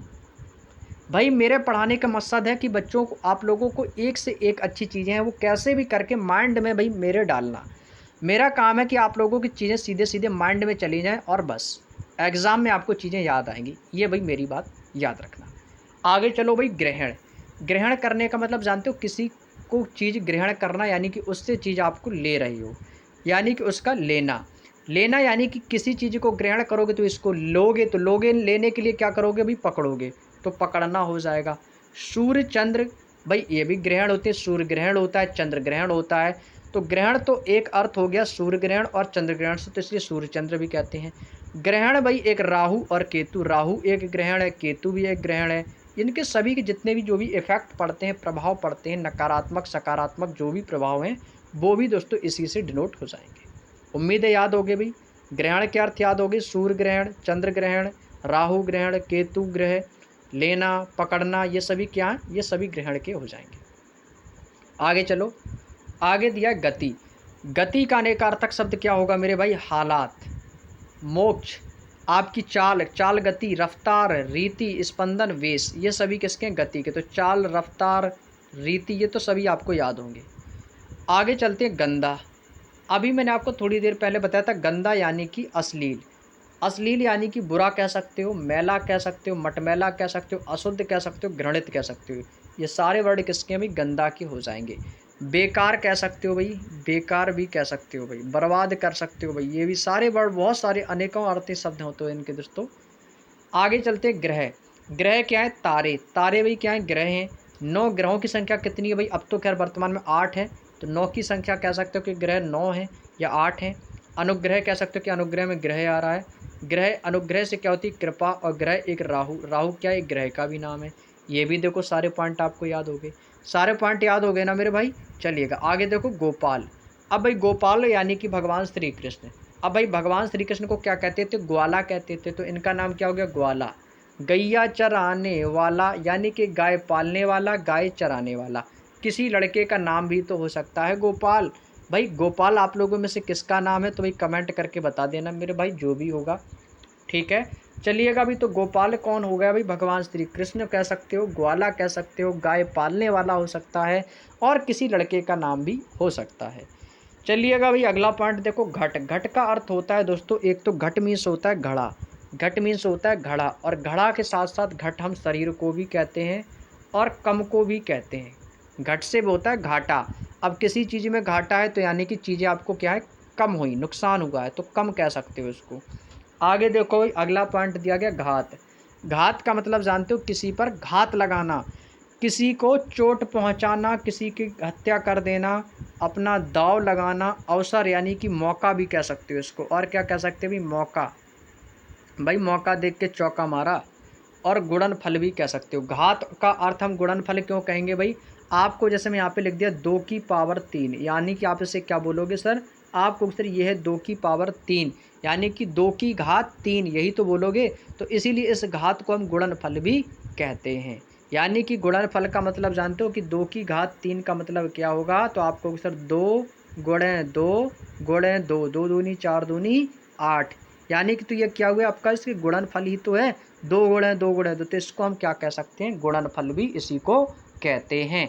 उम्मीद करते हैं मेरे शेर और शेरनियों आपको अच्छे से समझ में आ गया होगा। तो अगला पॉइंट आपको दिया गया, घोड़ा। घोड़ा के लिए हम क्या करेंगे भाई, घोड़ा को तो एक तो भाई अश्व हो गया, अश्व भी बोल सकते हो। अब भाई घोड़े को भी मोहरा में बांधा जाता है, मोहरा लगा दिया जाता है मुँह से, तो भाई इसको मोहरा भी कहते हैं। घोड़ा आपका एक शतरंज का खेल होता है, शतरंज का एक मोहरा भी होता है घोड़ा का। शतरंज में आपका घोड़ा होता है ना, भी कहते हैं ना कि घोड़ा चलेगा, यानी क्या भाई, मेरे तो खैर शतरंज खेलना आता ही नहीं है, वो अभी तक मुझे शतरंज खेलना समझ में नहीं आया भाई, सबसे बड़ी बात तो ये है, क्योंकि एक तो इंटरेस्ट भी नहीं है ज़्यादा शतरंज को लेकर। तो शतरंज भाई उसमें नहीं, कहते हैं कि घोड़ा 2.5 कदम चलेगा, ऐसा ही कुछ रहता है, थोड़ा बहुत ऐसा ही मुझे मालूम है, मौखिक चीज़ें हैं। तो घोड़ा तो उसमें भी होता है, शतरंज का एक मोहरा होता है जिसमें घोड़े को बनाया जाता है। और एक घोड़ा कहते हैं भाई बंदूक का खटका, जिससे बंदूक चलाई जाती है। भाई कहते हैं ना भाई, बंदूक का घोड़ा मत दबा देना नहीं तो गोली चल जाएगी, बंदूक का घोड़ा मत दबा देना नहीं तो गोली चल जाएगी। जो बंदूक में जो घोड़ा होता है ना भाई, उसको कहते हैं। और घोड़ा एक पशु भी है, घोड़ा एक पशु भी होता है, याद रखना मेरे भाई। उम्मीद करते हैं याद हो गया होगा। चलिएगा आगे देखो, चपला। भाई मैंने आपको पर्यायवाची शब्द बहुत अच्छे से पढ़ाए हैं, बहुत अच्छे से पढ़ाया भाई। और आप लोगों ने यदि पर्यायवाची एक क्लास को मेरी एक बार देख लिया भाई, सारे पर्यायवाची याद हो जाएंगे, सारे याद हो जाएंगे, क्योंकि थ्योरी के साथ साथ मैंने आपको ऑब्जेक्टिव भी कराया है। आप लोगों ने देखा होगा जितने भी आपको बुकों का सॉल्यूशन जो लोग करा रहे हैं, वो डायरेक्टली क्या कराते हैं, वो आपको केवल ऑब्जेक्टिव क्वेश्चन कराते थे, थ्योरी नहीं कराते। मैं आपको थ्योरी भी करा रहा हूँ, जानते हो क्यों? थ्योरी कराने से क्या है कि आपको चीज़ें पहले पढ़ेंगे, उसके बाद उसका रिवीजन भी आपको करने को मिलेगा। तो इससे क्या है, जो रिजल्ट है हमारा और भी बेहतर आएगा। मैंने आपको पर्यायवाची में बताया था कि बिजली के पर्यायवाची क्या-क्या होते हैं, चपला होता है और क्या बताया था, एक दामनी भी बताया था। दामनी है, चपला है, ये सभी बताए थे, है ना? तो चपला का भाई अर्थ क्या होता है, तो आपको इसे चपला का अनेकार्थक शब्द बिजली होता है, चंचल स्त्री कह सकते हो, लक्ष्मी कह सकते हो और वेश्या। ये सभी किसके अनेकार्थी शब्द हो जाएँगे, तो आपको फिर ये हो जाएँगे चपला के। आगे दिया गया चटकना। आगे क्या दिया दोस्तों, चटकना, यानी कि कोई भी चीज़ जब चटकती है तो धीरे-धीरे चटकने के बाद वो फूट जाती है, तो इसको हम फूटना कह सकते हो। खिलना भी कह सकते हो, रुष्ट होना कह सकते हो या चटपट करना। चटर-पटर कर देना यानी कि चटपट करना, ये भी क्या हो जाएगा, ये भी चटकना से आपका ये भी अनेकार्थक शब्द बन जाएगा। यहाँ तक की बात समझ में आ गई? चलिएगा अभी आगे चलते हैं। अगला पॉइंट दिया गया चाप। चाप जानते हो क्या भाई, एक तो भाई चाप हो गया आपका, आप लोगों ने खाई भी होगी चाप, जो सब्जी वगैरह बनाई जाती है चाप की, जो कि सोयाबीन की बनती है। वैसे किसकी बनती है, जो चाप जो मार्केट में आती है ना, जो शादी विवाह पार्टियों में भी इसका अब तो क्रेज़ बढ़ गया कि लोग चाप बनवाते हैं। तो जो चाप होती है ये तो एक खाने की सामग्री हो गई, ठीक है। और चाप जो होता है, आप इसको चाहो तो आलू की टिक्की भी कह सकते हो, आलू की टिक्की को भी कहते हैं। और एक सोयाबीन की भी बन के आती है चाप, खाई होगी आप लोगों ने। और चाप जो होता है, जब हम लोग 9th 10th क्लास में पढ़ते थे तो प्रकार से हम एक चाप लगाते थे, यानी कि परिधि का आधा। तो भाई जो परिधि का आधा भाग होता है, इस प्रकार से जो चाप लगाते थे ना, इस प्रकार से, तो इसको हम क्या बोलते हैं भाई, चाप कहते हैं। और चाप जो होता है वो दबाव भी होता है। और धनुष, आपने इंद्रधनुष देखा होगा, इंद्रधनुष कैसा होता है, इस प्रकार से होता है, इस प्रकार से होता है ना इंद्रधनुष। और इंद्रधनुष में आप लोगों ने 7 रंग देखे होंगे। तो जो ये भी चाप की ही तरह से तो होता है इंद्रधनुष। जब इंद्रधनुष निकलता है तो कुछ इस प्रकार से निकलता है, तो ये भी एक चाप के समान होता है, इसलिए इसको धनुष भी कहा जाता है। और चाप जो होता है वो धनुष को भी हम कहते हैं, इंद्रधनुष जैसा बना होता है, यानी धनुष में भी चाप की ही आकृति बनी होती है। जन, अब जन का मतलब जानते हो क्या होता है, जन का अर्थ होता है लोग, प्रजा कह सकते हो और समूह। भाई लोग हैं तो भाई समूह में ही होंगे, गंवार भी कह सकते हो, अनुचर भी कह सकते हो। ये सभी किसके अर्थ हो जाएंगे, तो आप कहोगे सर ये जन के अनेकार्थ शब्द हो जाएंगे। क्लियर? चलिएगा भाई अगला देखो, जलज। अब भाई जलज का मतलब होता है जो चीज़ जल में रहे। जलज का अर्थ क्या होता है मेरे शेर, आप कहोगे सर जो चीज़ जल में रहे, जैसे कि कमल, मोती। मोती भी समुद्रों में मिलता है, जो कीमती मोती होता है। मछली समुद्र में रहेगी तो जलज है। चंद्रमा को भी हम जलज कहते हैं। सेवार कह सकते हो, शंख कह सकते हो, ये भी किसके, जलज के आपके अनेकार्थक शब्द हो जाएंगे। शंख कहाँ से मिलता है, समुद्र में ही मिलता है भाई। आगे चलते हैं भाई, जरा। आगे दिया गया दोस्तों जरा। अब भाई आपसे बोलो भाई, गांव देहात में क्या बोलते थे भाई, भैया जरा सी सब्जी देना, जरा सी, भैया जरा सी सब्जी दे दो, जरा सी, यानी कि जरा का मतलब जानते हो भाई थोड़ा सा, थोड़ी सी सब्जी दे दो भाई, थोड़ी सी। और जरा हम बुढ़ापा को भी कहते हैं भाई, जब हमारा शरीर जर्जर हो जाता है तो जरा यानी कि भाई बुढ़ापा हो जाता है। तो जरा में तो ये 2 ही पॉइंट हैं, एक तो होएगा जी जरा सा नमक डाल दो सब्जी में, जरा सा यानी कि थोड़ा सा नमक डाल दो। अर्थ भाई बहुत सारे हैं शब्दों के, ठीक है भाई। चलिएगा आगे देखो, दिया गया ठाकुर। अभी ठाकुर देखो भाई, ठाकुर शब्द का अर्थ क्या हो जाएगा भाई, देखो ठाकुर को हम क्या बोलते हैं भाई, छत्री कहते हैं ना, सुना होगा ना आप लोगों ने। ठाकुर जो होते हैं भाई वो किस में आते हैं भाई, और वो छत्री कहते हैं, इनको क्या कहते हैं भाई, छत्री। और आप लोगों ने देखा होगा जो पहले आपके जो ठाकुर अभी भी हैं, अभी आप लोगों ने देखा, आप राजस्थान वगैरह में जाइएगा, जो आपको ठाकुर मिलेंगे ना भाई, वो आपको जमींदार मिलेंगे। उनके पास 100-100 बीघा, 200-200, 300-300, 500-500, 1-1 हज़ार बीघा भी ज़मीन आपको उनके पास मिल जाएगी भाई। तो भाई पहले जो आपके हुआ करते थे वो जमींदार हुआ करते थे। और ठाकुर जो हुआ करता था वो सरदार भी हुआ करता था भाई, सरदार। और ठाकुर यानी कि मालिक, मालिक को भी कहते हैं भाई। ठाकुर हम देवता को भी कहते हैं। ठाकुर का अर्थ दोस्तों ईश्वर भी होता है, कहते हैं ना भाई ठाकुर जी। ठाकुर जी यानी भाई लड्डू गोपाल है तो ईश्वर ही, तो ईश्वर को भी कहते हैं। और भाई ठाकुर जो होता है ये नाई को भी कहते हैं, नाई का भी जो अर्थ होता है वो इसका भी ठाकुर ही होता है। क्लियर? चलिएगा भाई अगला पार्ट दिया गया डूबना। डूबना का अनेकार्थक शब्द क्या होगा मेरे शेर, तो डूबना यानी कि जब कोई चीज़ डूब जाएगी तो यानी कि वो चीज़ कैसी हो, अस्त हो गई, पानी के नीचे चले जाना, यानी कि पूरी तरीके से उसके सतह पर आ जाना, किसी चीज़ का नष्ट हो जाना, समाप्त हो जाना। यानी कि जो टाइटैनिक जहाज़ था वो समुद्र में डूब गया तो वो समुद्र के तली में चला गया, यानी कि क्या हो गया, पानी के नीचे चला गया। कैसा हो गया, नष्ट हो गया। तो ये क्या है, सारी चीज़ें डूबने के अर्थ से स्पष्ट हो जाएंगी। आगे देखो दिया गया तरंग। तरंग का अनेकार्थक शब्द क्या हुई? लहर है। हमारे मन में उमंग आ गई, लहर उत्पन्न हो उठी, स्वर लहरी भी कह सकते हो। ये भी सारे किसके पॉइंट है? तरंग के अनेकार्थी शब्द हो जाएंगे। तलब, किसी चीज़ की तलब लगना। भाई कहते हैं ना भाई, भैया एक मसाला ले लो, बहुत ही तलब लगी है। अब भाई जो कुछ लोग होते हैं भाई, कुछ लोग होते हैं ना भाई, किसी चीज़ की अंदर से उन्हें तलब लगती है, चाह, उस चीज़ की उन्हें आवश्यकता होती है। ये सभी क्या हैं? ये सभी तलब के आपके अनेकार्थी शब्द हो जाएंगे। बुलावा, वेतन, खोज, ये सभी चीज़ें किसकी हैं? तलब के आपके आपके जो है अनेकार्थक शब्द हो जाएंगे। तात, तात श्री किसको बोला जाता है? पिताजी को। अब जो पिताजी हैं हमारे, वो कैसे भाई? पूज्य हैं। और पिता ही हमारा गुरु है, पिता हमारे भाई हैं, पिता ही हमारा मित्र है, और पिता ही घर में सबसे बड़ा है। ऐसे याद रखो, चीज़ें याद हो जाएंगी भाई, ऐसे याद रखो करो तो चीज़ें याद हो जाएंगी। पिता कैसे भी पूजनीय है, माता ही पिता हमारे सर्वप्रथम गुरु हैं। माता ही पिता, अभी पिता के भाई कोई ना कोई भाई जरूर होगा, और पिता का कोई ना कोई मित्र भी होगा, और पिता घर में कैसे होते भाई? सबसे बड़े होते हैं भाई। ऐसे याद रखो, ट्रिक से याद रखो, चीज़ें याद हो जाएंगी। तार, तार जानते हो क्या होता है भाई? तार होता है सूत, सूत मीन्स जो होती है डोरी। भाई इसको डोरी भी कह सकते हो, डोरी। भाई जो सूत बांध देते हैं डोरी की तरह, वो भी आपका तार, तार में आ जाता है। तंतु कह सकते हो, सूत भी कह सकते हो। तीक्ष्ण का अर्थ देखो भाई क्या होता है? तीक्ष्ण का अनेकार्थी शब्द क्या होता है? धार, दार, यानी जिसमें धार तेज हो। अब इसी तीक्ष्ण से हम तेज भी कह सकते हैं भाई। कहते हैं भाई तीक्ष्ण गंध वाली गैस आ रही है, तेज गंध कह सकते हो। तीक्ष्ण को प्रचंड कह सकते हो, उग्र कह सकते हो, और चरपरा भी कह सकते हो। और क्या कह सकते हो मेरे भाई? चरपरा भी कह सकते हैं। आगे देखो दिया गया दोस्तों, तम, तम का अर्थ क्या होता है? मैंने आपको बताया था, अंधकार होता है। तम का अर्थ राहु होता है। तम का अर्थ सुगर भी होता है, पाप भी होता है, क्रोध भी होता है, अज्ञान भी होता है, कालिख भी होता है, नरक भी होता है, और मोह भी होता है। अब देखो इसको तरीका बताऊं याद करने का। तरीका सुनो भाई, मेरे ध्यान से सुनना भाई, इसको याद करने का भाई। देखो तम का अर्थ क्या होता है? अंधकार। अब जब अंधकार होगा तो हमारा राहु ग्रह खराब हो जाएगा, लोग आपको सुअर बोलेंगे, सुअर कहेंगे लोग। और जब आप अंधकार में चले जाओगे तो आपसे पाप होगा। जब आपको फिर क्रोध आएगा और धीरे धीरे आप अज्ञान की ओर जाओगे, आपके कालिख पुत जाएगी, आपके चरित्र पर नरक मिलेगा, मोह नहीं रहेगा। यानी कि ऐसे ट्रिक याद रखो जिससे आपको ये सारी चीज़ें याद हो जाए। आगे देखो तत्व, मूल तत्व बोलते हैं ना भाई, मूल तत्व। तो इसीलिए तत्वों को मूल बोला जाता है।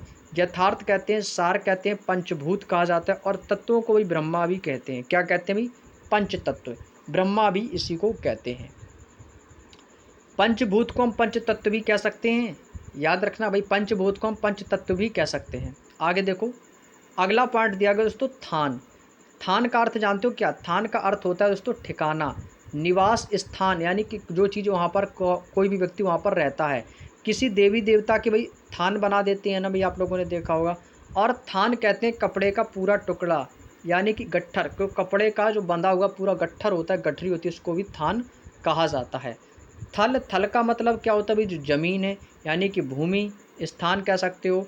वह ज़मीन जिस पर पानी ना हो, या पानी नहीं होगा तो वो थल में हो जाएगा। बाघ की मांद को भी थल कहते हैं। ऊंची धरती को भी थल कहा जाता है। रेगिस्तान भी, इसको भी हम क्या कहते हैं भाई? थल कहते हैं। तो भी बहुत सारे अनेकार्थी शब्द इसके हो जाएंगे। द्विज, भाई द्विज के अर्थ क्या होता है? द्विज को हम हाथी भी कहते हैं। द्विज को भाई क्या कहते हैं? हाथी भी कहते हैं। अंडज कह सकते हो, प्राणी कह सकते हो। द्विज हम पक्षी को भी कहते हैं। द्विज हम ब्राह्मण को भी कहते हैं, मैंने पर्यायवाची में पढ़ाए थे। द्विज चंद्रमा को भी कहते हैं। द्विज दांत और तारा को भी कहते हैं। तो भाई इनके आपको मैं बताऊं, पर्यायवाची आप लोग पढ़ लो, पर्यायवाची के बाद इस चैप्टर को आप लोग करना। मैं गारंटी से कह रहा हूँ आपको अनेकार्थी शब्द, पर्यायवाची शब्द सारे याद हो जाएंगे भाई। आगे देखो धात्री, धात्री कौन होती है भाई? धरती होती है। धरती यानी कि वसुधा, और धरती कौन है? हमारी माता है। और धरती क्या भाई? पृथ्वी है। ऐसे याद रखो भाई, माता है, धरती हमारी पृथ्वी यानी कि है। उपमाता भी यही है, धाय भी यही है। वह स्त्री जो किसी शिशु को स्तनपान कराए और उसका पालन पोषण करे, यानी कि वह स्त्री जो किसी बच्चे को स्तनपान कराए और उसका पालन पोषण करे, उसको क्या कहते हैं? उसको धात्री कहा जाता है, उसको धात्री भी कहा जाता है। क्लियर? उम्मीद करते हैं ये पॉइंट आपको याद हो गया होगा। आगे चलते हैं अपने नेक्स्ट पॉइंट की ओर। अगला पॉइंट आपके सामने ये रहा भाई। देखो भाई आज की क्लास थोड़ी सी लंबी होगी, जानते हो क्यों? क्योंकि भाई मैंने आज टारगेट बनाया था कि मैं इस चैप्टर को कंप्लीट करना है हर हाल में। इस चैप्टर को भी हर हाल में कंप्लीट करना। तो थोड़ी सी क्लास लंबी होगी, तो शुरू से लेकर एंड तक जरूर जुड़े रहिएगा, बहुत हेल्प मिलेगी, क्योंकि ये 2 चैप्टरों का समावेश एक चैप्टर में किया गया है। तो भाई इस चैप्टर को मैं एक ही वीडियो में कंप्लीट करने के लिए आज के सेशन को थोड़ा सा लंबा करना पड़ेगा।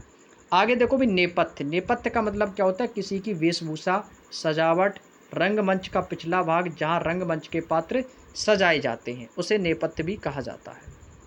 नग।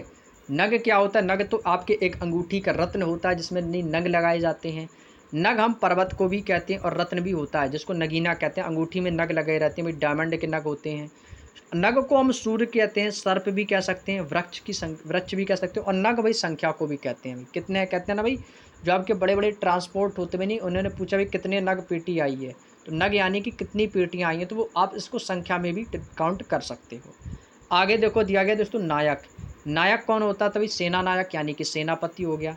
नायक जो होता है वो सेना का छोटा सेनाधिकारी भी कहा जाता था। नायक भाई मुखिया भी होता है। और नाटक का जो मुख्य पात्र होता है वो कौन होता है? नायक और नायिका। भाई नायक और नायिका के प्रति क्या हुआ? भाई प्रेम का भाव जगा। ये सभी क्या है? ये सभी आप कहोगे सर नायक है, ये सभी इसके आपके अनेकार्थक शब्द हो जाएंगे। निशाचर। भाई निशाचर किसको कहते हैं? राक्षस को कहते हैं, जो रात को विचरण करे, तो इसी के लिए इसको क्या कहते हैं? भाई चोर भी कहते हैं। भाई चोर है, चोर कब चोरी करेगा? दिन को तो भाई बहुत ही कम देखा होगा आप लोगों ने चोर को चोरी करते, लेकिन जो चोर है वो हमेशा रात में चोरी करता है, तो इसलिए इसे निशाचर इसका अर्थ हो जाएगा। और भाई निशाचर यानी कि रात्रि की बात होती है, उल्लू भी रात को देखता है। भूत प्रेत भाई ये भी राक्षस हैं। चक्रवाक एक राक्षस था, रात में निकलने वाला, जो भी रात को निकलेगा वो भी निशाचर जाएगा। गीदड़ हुआ, ये भी रात को निकलता है। सर्प है, ये भी हैं। ये सारी चीज़ें जो है ना, ये आप कहोगे सर, ये आप कहोगे निशाचर के अनेकार्थी शब्द हो जाएंगे। पोत। पोत जानते हो क्या होता है? भाई जलपोत यानी कि जहाज, जहाज भी कह सकते हो। पोत भाई कहते हैं ना भाई, पोता पोती ये सभी क्या बच्चे भी कह सकते हो। पोत हम वस्त्र को भी कहते हैं, पोत हम गुड़िया को भी कहते हैं। और एक तो आपका जलपोत यानी कि जहाज भी होता है। आगे देखो अगला दिया गया पट। पट मीन्स क्या होता है मेरे भाई? आपको मैंने बताया था, अंबर, पट, वस्त्र, पर्यायवाची शब्द तो पढ़े होंगे ना मेरे भाई, तो वही तो है। पट हम कपड़ा को भी कहते हैं। पट पर्दा। पर्दा किसका होता है? कपड़े का ही होता है, तो इसीलिए इसको पर्दा भी कहते हैं।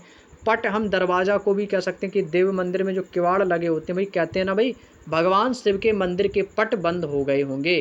भाई पट यानी कि दरवाजे बंद हो गए होंगे। पट क्या होता है? भाई गिरना। भाई को कहते हैं चित्तपट। भाई कहते हैं भाई चित्तपट कर लो, यानी कि हेड एंड टल। भाई चित्त आया तो मेरा, पट आया तो तेरा। तो ये गिरने की जो अवस्था होती है उसको भी पट कहते हैं। अथवा मारने का शब्द भी क्या होता है? भाई पट कहते हैं, भाई पट करके मारेंगे। भाई डेली रूटीन में ये वर्ड होते हैं, यूज होते रहते हैं, तो ये सभी आपके अनेकार्थक शब्द होते हैं। अब इसके बहुत सारे अर्थ हो सकते हैं। आगे देखो दिया गया पति। पति किसको कहते हैं? भाई स्वामी कहते हो। दूल्हा हो जाएगा, भाई कहते हैं ना भाई, पति मेरे परमेश्वर हैं, यानी कि ईश्वर के लिए उनका दर्जा देते हो। पति है यानी कि प्रतिष्ठा बढ़ेगी भाई, तो ये सभी क्या है? ये पति के हो जाएंगे। पति है, स्वामी है, दूल्हा है, ईश्वर बोलते हैं, है ना, पति देव कह सकते हैं। अंग्रेजी में जाओगे तो हस्बैंड कह देते हैं। भाई बहुत सारे हैं। चलिएगा आगे देखो पत्र। पत्र का आपसे पूछा अनेकार्थी शब्द। पत्र क्या होता है? एक तो पत्र बोलते हैं किसी वृक्ष का पत्ता, एक तो भाई वृक्ष का पत्ता हो गया। एक तो भाई पत्र कहते हैं भाई पत्र आया, चिट्ठी आई। एक पत्र भाई पंख को कहते हैं। एक पत्र आपका समाचार पत्र होता है, जो लिखा हुआ कागज़ होता है। एक पत्र क्या होता है? लिखा हुआ कागज़। पतंग किसको कहते हैं? भाई सूर्य को कहते हैं। पतंग भाई उड़ती है तो भाई इसको पक्षी भी कहते हैं, गुड्डी भी कहते हैं, फतिंगा कहते हैं। जैसे फतिंगा क्यों कहते हैं? नहीं कहते कीट पतंगा आ गया, तो पतंगा नहीं फतिंगा बोलते हैं उसको। पतंग भाई नाव को भी कहते हैं, कनकौआ को कहते हैं, शरीर को भी कहते हैं। ठीक है भाई। आगे दिया गया पारावार।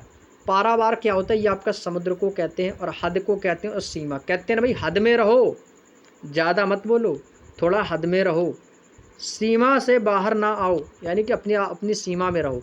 ये हद और सीमा कैसे? एक ही अर्थ हैं। समुद्र है, पारावार है, ये सभी एक ही अर्थ के शब्द हो जाएंगे। आगे चलते अगला देखो दिया गया पंख। पर। पर का अनेकार्थी शब्द क्या होता है मेरे भाई? तो आपको सिर्फ पर का हो जाएगा पंख। ऊपर कह सकते हो, कि ऊपर में देखो पर आ रहा है, तो इसलिए इसको भी याद रख सको। पर को कहते हैं पराया, यानी कि दूसरा।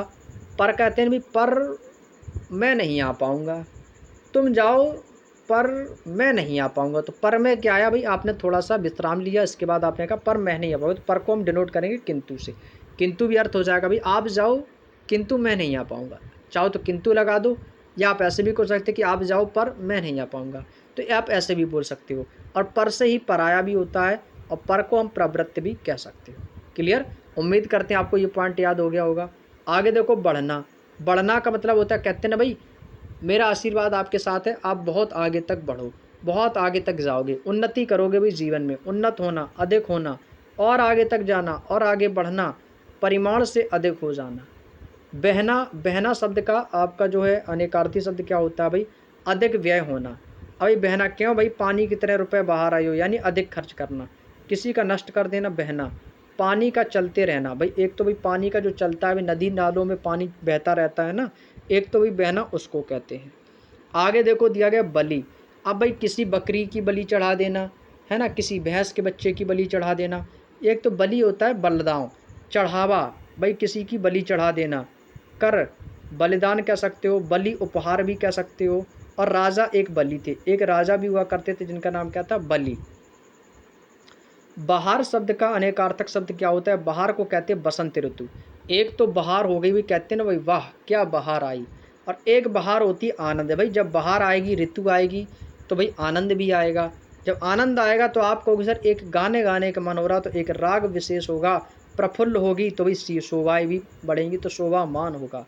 भाई इसको याद रखो भाई, जैसे भाई जब बहार आएगी ना, तो भाई मन जो है आनंदित हो जाएगा, मन गाना गाने लगेगा। जब बाहर आती है मन प्रसन्न हो उठता है, प्रफुल्ल हो जाता है, और भाई क्या होता है, शोभा बढ़ जाती है।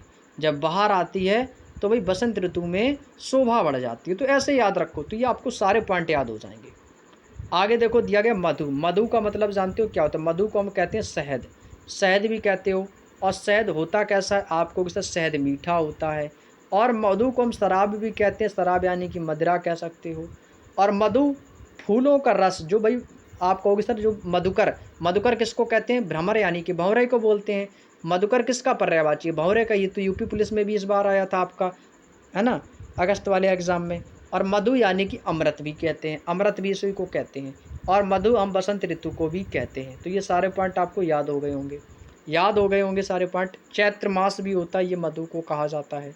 मूक, मूक का मतलब जानते हो भाई, बिल्कुल मूक हो क्या, जो बोलता ही नहीं है, यानी कि गूंगा। तो ये पहला वर्ड आएगा आपका गूंगा। मूक से क्या हो जाएगा, चुप, बिल्कुल शांत रहो, मूक हो जाओ। विवश कह सकते हो, अवाक भी कह सकते हो, जो बोलता ही नहीं है। वाक मीन्स होता है बोलना, और आ मीन्स नहीं, जो ना बोलता हो उसे मूक या गूंगा भी कह सकते हो। बहुत सारे अपने आप में दोस्तों अर्थ होते हैं। चलिएगा भाई अगला पॉइंट, मोहर। कहते हैं ना भाई यहाँ पे अपनी मोहर लगा दो। मोहर यानी कि अपनी स्टाम्प लगा दो भैया, छाप लगा दो भैया, ठप्पा लगा दो भाई, ठप्पा, यानी भाई इसको मोहर भी कह सकते हो। और भाई मोहर आप लोगों ने देखा होगा, जो आपके पहले आप लोगों ने देखा होगा राजा रजवाड़ों में पहले असरफियाँ चलती थी। क्या चलती थी भाई, असरफियाँ, यानी कि भाई उनकी जो मोहरें हुआ करती थी, सोने और चांदी के जो सिक्के हुआ करते थे, उनको असरफी कहा जाता था। तो भाई मोहर जो थी उनको असरफी भी कहा जाता है। ठीक है भाई, ये तीनों पॉइंट याद हो गई। मोहर को क्या कहोगे, जो मोहरें थी वो असरफी हमें कहते थे, चांदी और सिक्कों की। और भाई मोहर यानी कि छाप कह सकते हो, ठप्पा भी कह सकते हो, कहते नहीं मोहर लगा दो। आगे दिया गया दोस्तों मानस। मानस यानी कि मनुष्य की बात कही गई है, मनुष्य से मन हो जाएगा। और कामदेव कह सकते हो, दूत कह सकते हो, मन से उत्पन्न। और मानस से हो जाएगा दोस्तों आपका, मानस में देखो मानस सरोवर आ रहा है, मानस में देखो मान सरोवर बोलोगे तो मानस इसमें भी आ रहा है, तो मानस से मान सरोवर भी आपका इसका अनेकार्थी शब्द हो जाएगा। क्लियर मेरे सिर। चलिएगा आगे देखो भाई अगला पॉइंट है, अगला पॉइंट दिया गया योग। योग मतलब जानते हो भाई, कहते हैं ना भाई ऋषि मुनि कि योग से बड़ा ही ये अच्छा योग बन रहा है, बड़ा ही अच्छा मेल बन रहा है, इनकी शादी जल्द से जल्द करा दो, अच्छा योग है, इस महीने अच्छा योग बन रहा है, बोलते हैं ना भाई। तो योग से क्या होगा, अच्छा मेल, लगाव होना, ध्यान, कुल कह सकते हो, जोड़ कह सकते हो भाई, जोड़ मिल गया भाई, राम सीता का जोड़ है भाई, शुभ काल कह सकते हो, मन की साधना, योग जो होती है मन की साधना, योगा करना। और भाई विधि भी कह सकते, कहते हैं ना योग विधि से काम करो, विधि विधान से काम करो, ये भी इसी का अनेकार्थी शब्द हो जाएगा। आगे देखो दिया गया रश्मि। रश्मि यानी कि किरण, किरण कह सकते हो। और घोड़े की लगाम को रश्मि कहा जाता है। पलक के जो रुएँ होते हैं इसको भी रश्मि कहा जाता है। आपकी जो पलक है ना, पलक, अभी पलक के जो ऊपर के जो बाल हैं भाई, देखो सभी लोग पकड़ के देखो, जो बाल हैं छोटे छोटे पलक के, आप उनको पकड़ोगे ना, उनको हम क्या कहते हैं भाई, आज एक नया वर्ड मैं आपको बता दूं, इसको भी हम रश्मि कहते हैं। क्या कहते हैं भाई, रश्मि कहते हैं। ठीक है भाई। और डोरी तो मान लो है ही, इसको भी पलक की जो रोएं होती हैं इनको भी क्या कहते हैं, रश्मि कहते हैं। रंग, रंग, किसी का वर्ण। अब भाई रंग अच्छा होगा तो भाई शोभा बढ़ेगी। मनोविनोद, रोब, नाच गाना। रंग कहते हैं ना भी रंगमंच, रंगमंच में क्या होता है, नाच गाना होता है। ढंग कह सकते हो, मन की उमंग कह सकते हो, और दशा, ये भी सभी रंग के अनेकार्थक शब्द हो जाएंगे। आगे दिया दोस्तों लगना। भाई किनारे लगना, एक तो लगना क्या होता है भाई, कहते हैं भाई मेरे को चोट लग गई है, यानी कि सटना कह सकते हो, जुड़ना कह सकते हो, चिपकना कह सकते हो, चुभना हो सकता है। भाई कहते हैं ना भाई मेरे पास मत चिपको भाई, मुझे बहुत ही चुभन होने लगती है। नियुक्त होना, आरंभ करना, ये सभी क्या भाई, ये लगना के अनेकार्थक शब्द हो जाएंगे। नेक्स्ट पॉइंट है विषय। विषय कहते हैं ना भाई, विषय का अनेकार्थक शब्द क्या होता है, भोग विलास। प्रसंग कह सकते हो, भौतिक पदार्थ होता है विषय। विषय यानी कि फिजिक्स, फिजिक्स भी एक विषय है, सब्जेक्ट है भाई। और विवेचनार्थक बात भी इसी को कह सकते हो भाई, कह सकते हैं कोई भी किसी भी बात को अच्छे से विवेचना करना, तो वो भी एक विषय होता है। किसी बात को लेकर विशेष चर्चा करना, तो वो भी एक विषय हो जाता है। वर्ड यानी कि अभी मैंने आपको बताया रिपीटेड है भाई, अक्षर होता है, रंग होता है, वर्ण से जाति होती है, शब्द कह सकते हो। वर्ण सोना भी होता है, रूप होता है, चातुर्य वर्ण में आता है ब्राह्मण, क्षत्रिय, वैश्य और शूद्र, ये वर्ण भी आते हैं, इनको चातुर्य वर्ण कहा जाता है ना, इसीलिए ब्राह्मण, क्षत्रिय, वैश्य और शूद्र इसी में आते हैं। वर, वर जानते हो किसे कहते हैं भाई, वर कहते हैं दूल्हा को, जो श्रेष्ठ हो, वर्ण करने योग्य हो। वरदान कह सकते हो, वर का अर्थ वरदान भी होता है, और वरदान से ही आशीर्वाद होता है। और वर पति होता है, क्योंकि वर यानी कि वर और वधु कहते हैं ना। और वर कहते हैं भाई कोई भी वर मांगो आपकी मनोकामना पूर्ण होगी। मनोरथ और सिद्धि भी इसी को कहा जाता है। मेरे भाई उम्मीद करते हैं आपको जितना भी मैंने अभी तक पढ़ाया, जितना सिखाया, वो सारे पॉइंट आपको याद हो रहे होंगे। आगे चलते हैं। अगला पॉइंट दिया दोस्तों मेरे शेर आपको होगी सर विभूति। विभूति का मतलब होता है किसी चीज़ की वृद्धि होना। ऐश्वर्य होगा, बहुतायत, दिव्य शक्ति कह सकते हो, राख कह सकते हो, महिमामय पुरुष या सृष्टि भी कह सकते हो। सोम, सोम जो है ये एक देवता का नाम है। सोम भाई चंद्रमा को कहते हैं। सोम से ही, सोम शब्द से सोमवार बना है। सोम भगवान कुबेर को कहते हैं। सोम यम को भी कहते हैं। सोम सुधा, पीयूष, अमन, अमृत को भी कहते हैं। वायु भी कहते हैं, जल भी कहते हैं, और सोम हम स्वर्ग को भी कहते हैं। ये बहुत सारे अनेकार्थक शब्द दोस्तों यहाँ से बनेंगे। हंस का अनेकार्थक शब्द क्या होता है, प्राण होता है, सूर्य होता है, आत्मा है, शिव है, ब्रह्मा, विष्णु, महेश, पक्षी विशेष। एक तो भाई हंस पक्षी भी होता है, ये तो याद हो गया सभी को। और माया से निर्लिप्त आत्मा, ये भी दोस्तों हंस के अनेकार्थक शब्द हो जाएंगे। क्लियर? उम्मीद करते हैं मेरे भाई आपको यहाँ तक की बात समझ में आ गई होगी। अब यहाँ से आपका एक नया पॉइंट स्टार्ट होता है मेरे शेर, जिसका नाम है शब्द युग्म। अब यहाँ से आपका क्या स्टार्ट हो रहा है भाई, शब्द युग्म। अभी तक मैंने क्या पढ़ा, अभी तक मैंने पढ़ा था अनेकार्थक शब्द। लगभग 1 घंटे की क्लास में हमारे अनेकार्थक शब्द कंप्लीट हो गए हैं। ठीक है भाई, आज की क्लास थोड़ी सी लंबी ज़रूर होगी, बस आप लोग शुरू से लेकर लास्ट तक बने रहें। अब यहाँ से आपका एक नया पॉइंट स्टार्ट हो रहा है मेरे शेर, इसका नाम है शब्द युग्म। ठीक है भाई, अब हम क्या पढ़ने वाले हैं, आप कहोगे सर अब हम पढ़ेंगे शब्द युग्म। अभी तक क्या पढ़ा था, अनेकार्थक शब्द, अब पढ़ेंगे शब्द युग्म। तो शब्द युग्म स्टार्ट करने से पहले सबसे पहले जानेंगे कि शब्द युग्म होता क्या है। अपने पठन पाठन या बोल चाल में बहुत ऐसे शब्दों को जाना होगा आप लोगों ने कि जिनके उच्चारण तो समान होते हैं, लेकिन उनके अर्थों में भिन्नता होती है।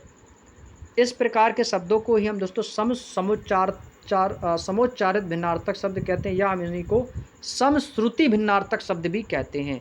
और इसे युग्म शब्द या समानाभास शब्द भी कहते हैं, यानी कि शब्द युग्म इसी को हम क्या कहते हैं, समश्रुति भिन्नार्थक शब्द। अब आपको नहीं तो आप बहुत से लोग कन्फ्यूज़ भी हो जाते हैं ना कि सर आपने समश्रुति भिन्नार्थक शब्द पढ़ाया नहीं है, तो ये इसी शब्द युग्म को कहते हैं भाई, ये चीज़ आपको याद रखो। ठीक है भाई, इसी को हम क्या कहते हैं, समश्रुति भिन्नार्थक शब्द भी कहते हैं। उम्मीद करते हैं मेरे भाई आपको यहाँ तक की बात समझ में आ चुकी होगी।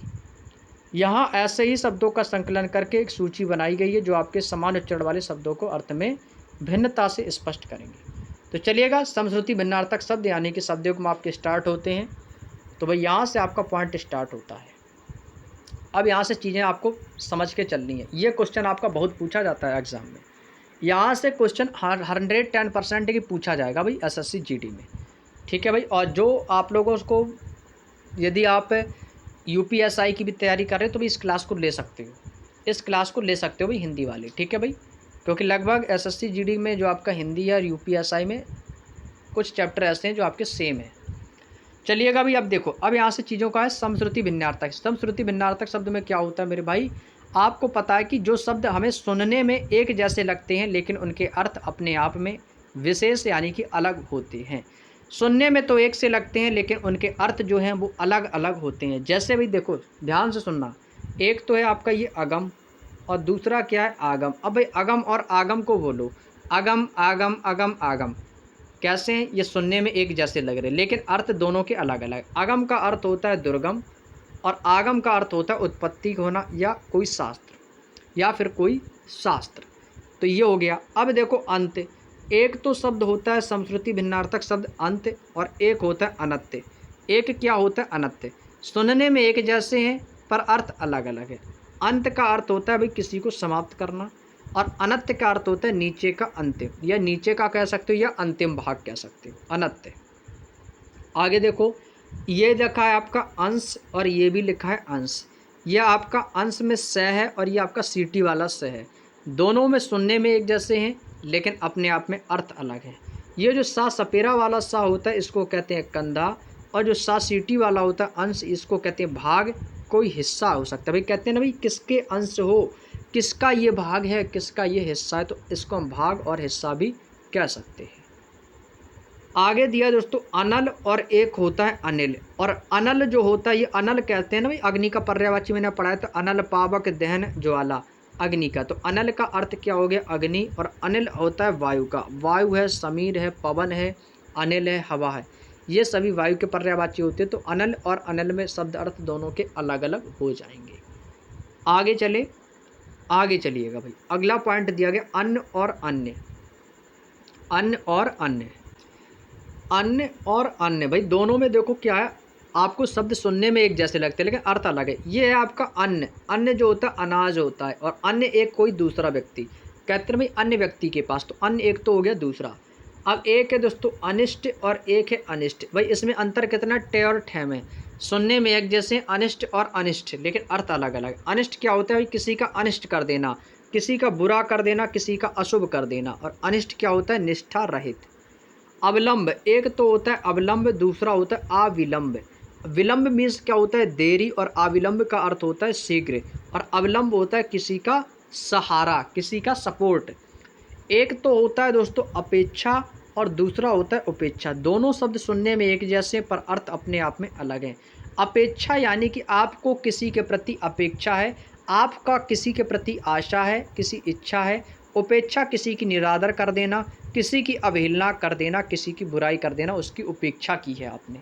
तो दोनों के अर्थ कैसे हैं, दोनों अपने आप में बेहद अलग हो जाएंगे। आगे देखो दिया गया है, आगे क्या है अभिज्ञ और अनभिज्ञ।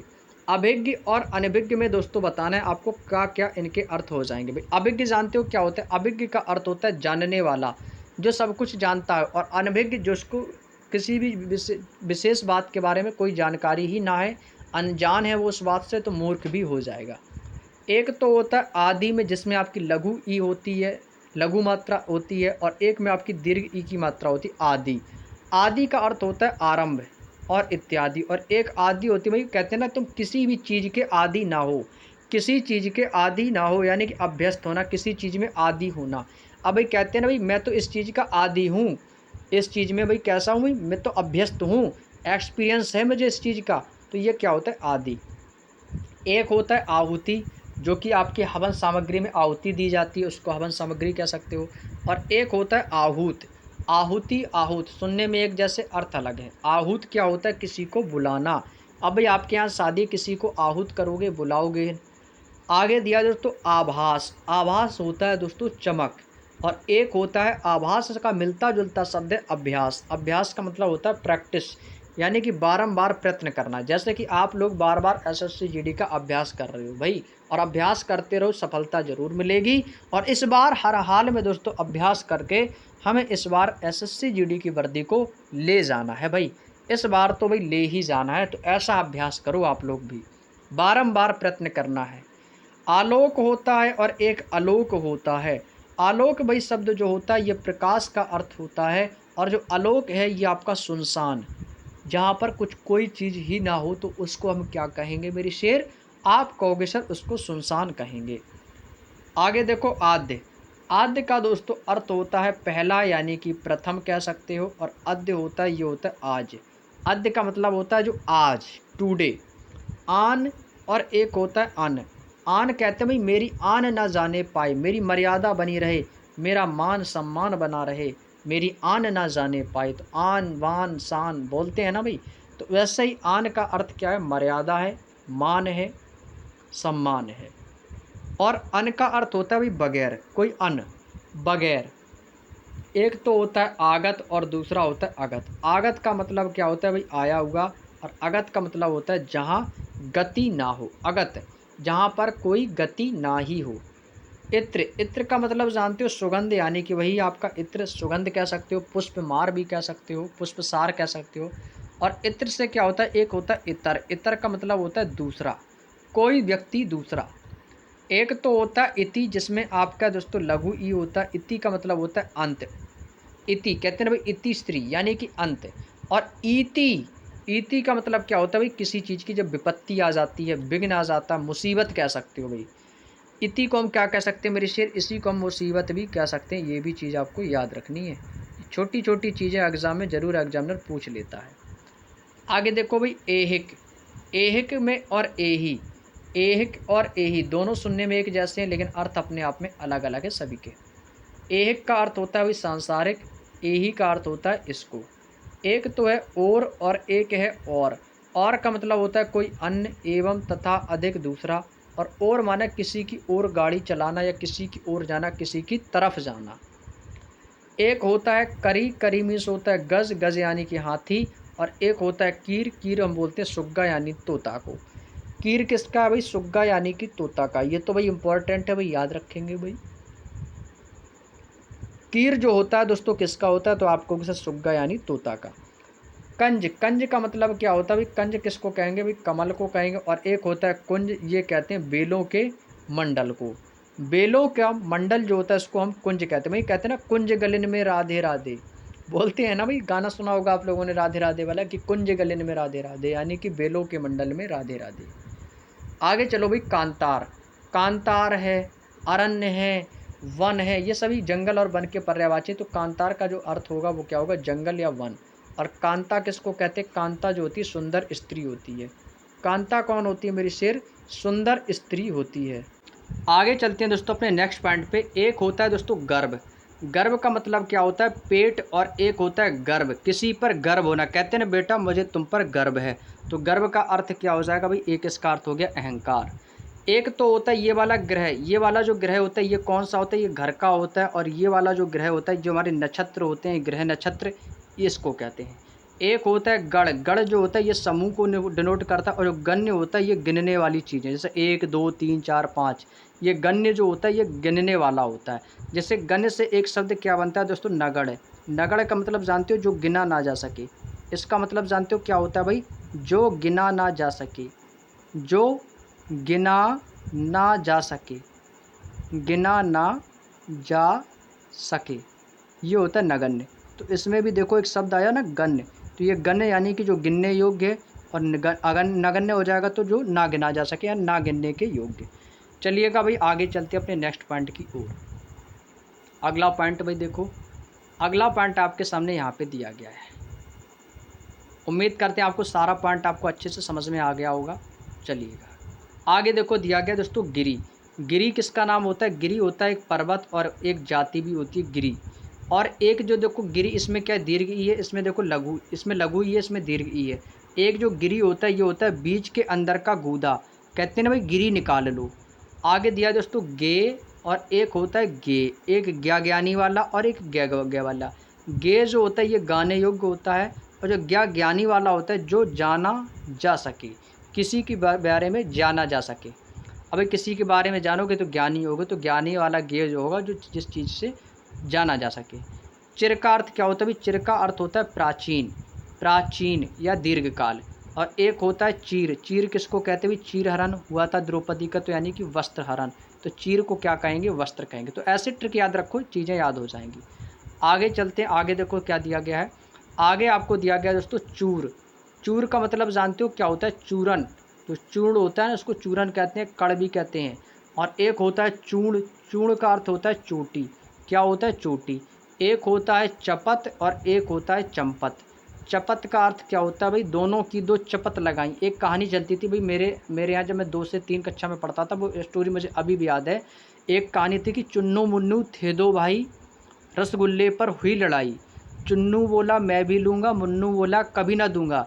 झगड़ा सुनकर मम्मी आई, दोनों की दो चपत लगाई। चपत यानी कि भाई तमाचा लगाया दोनों को।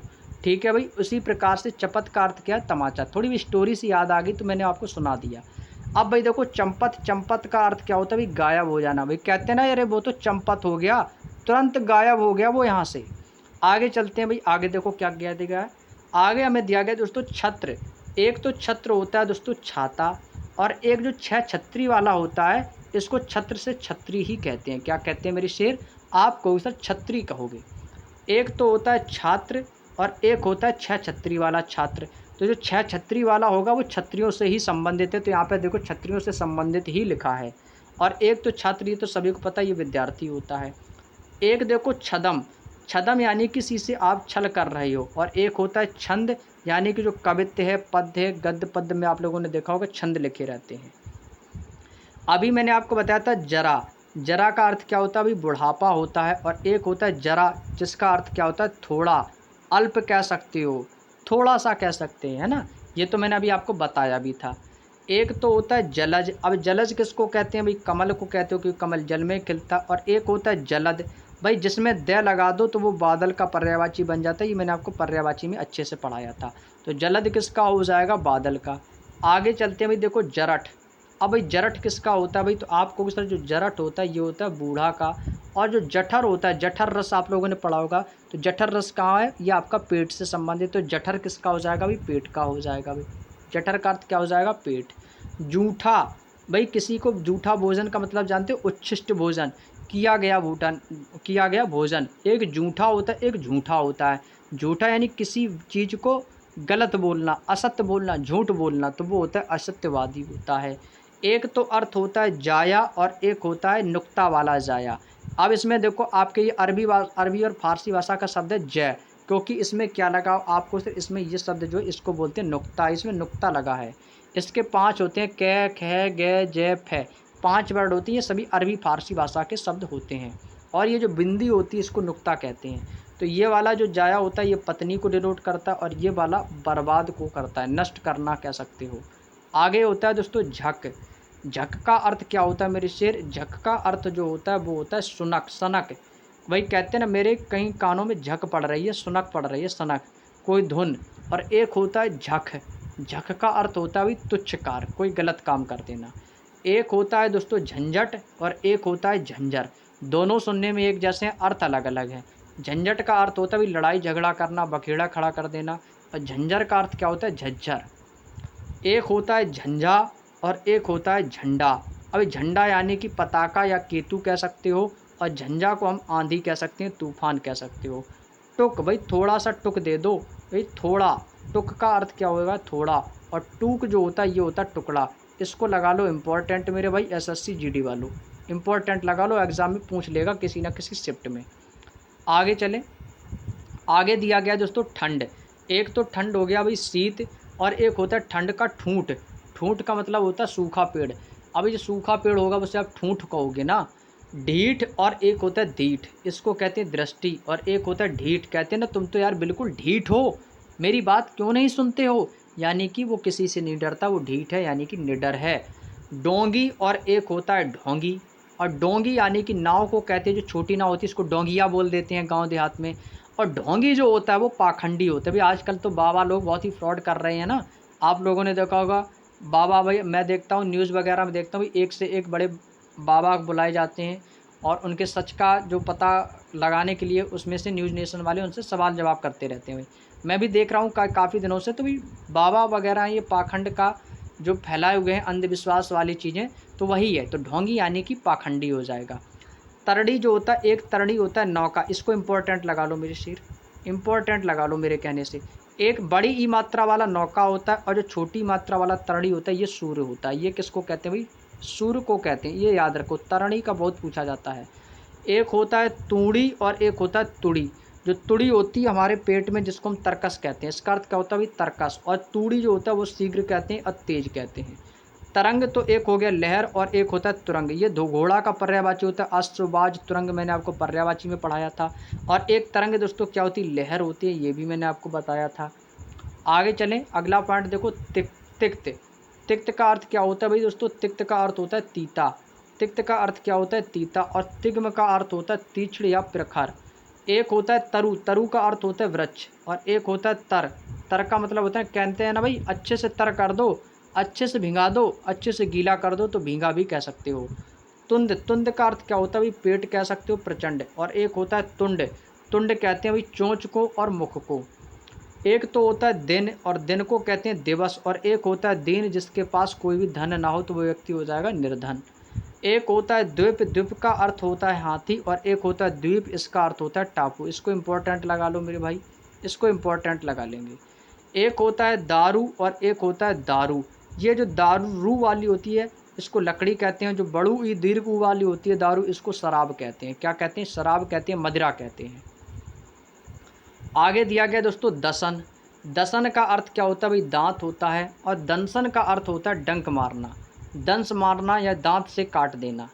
द्रव का अर्थ होता है भाई रस, पिघला हुआ कोई पदार्थ। और जो द्रव्य होता है ये आपका पदार्थ है या धन है। दंश का अर्थ क्या होता है डंक, अभी मैंने बताया, ये देखो दंसन, ये देखो डंक है, यही तो यहाँ पे लिखा है। और 10 का अर्थ क्या होता है भाई 10 एक अंक है। 10 क्या भाई मेरी सिर आपको सर ये एक अंक है। धुरा, धुरा यानी कि पृथ्वी अपने धुरी पर घूम रही है, धुरा कह दो या धुरी कह दो, तो यानी कि अक्ष हो जाएगा, पृथ्वी अपने अक्ष पर घूम रही है।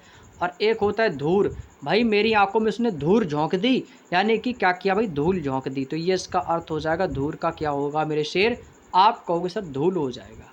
क्लियर, चलिएगा आगे चलें, अगले पॉइंट पे चलते हैं भाई। अगला पॉइंट आपके सामने ये रहा। अगला पॉइंट देखो भाई आपके सामने ये रहा, कह रहा है कि नीर और नीड़।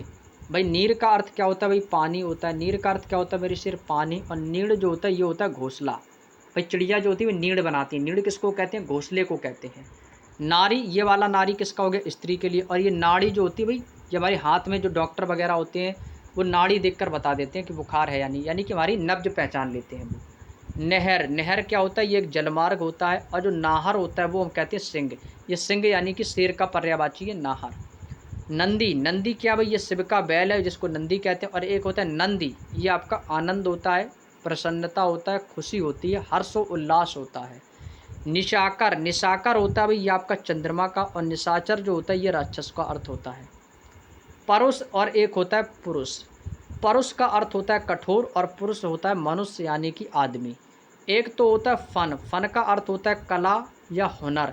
और एक होता है फण, जो कि सांप का सिर कहा जाता है। हम सांप के सिर को फन फन कह देते हैं, फन नहीं होता, उसको फण बोला जाता है। आज से आप सांप जब भी देखेंगे तो फन नहीं फण बोलेंगे उसको, ठीक है। एक तो होता है बलि यानी कि बलिदान देना। और एक होता है बलि, जैसे कि बजरंग बली। अब भाई बजरंग बली में बली में क्या होगा, दीर्घ ई आएगी। तो बजरंग बली कैसे हैं भाई, वीर हैं, बलवान है भाई, वीर हनुमाना जय बलवाना, है ना। तो भाई वीर क्या है, हनुमान जी हैं, तो बली बजरंग बली। बिना यानी कि रहित। और वीणा, वीणा यानी कि ये वाद्य यंत्र है जो सरस्वती माता लिए रहती हैं, वीणा वादनी कहा जाता है इनको। आगे चलें, अगले पॉइंट पे चलते हैं भाई। अगला है बाँस।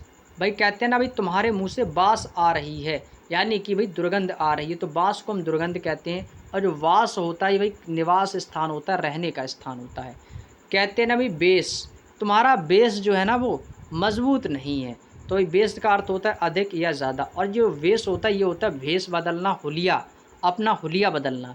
भट्ट, भट्ट का अर्थ क्या होता है भाई सिपाही होता है, योद्धा होता है। और जो भाट होता है इसको कहते हैं चारण। भीत और भीति, भीत का अर्थ होता है डर या भय। और भित्ति होती है ये दीवार को कहते हैं। मूल, मूल का अर्थ होता है जड़। और एक होता है मूल्य जिसके अर्थ होता है कीमत। एक तो है मनोज, मनोज को हम कहते हैं कामदेव को। और मनुज जो होता है ये कहते हैं मानव को। मल का अर्थ होता है भाई कहते हैं ना भाई मल, गंदगी।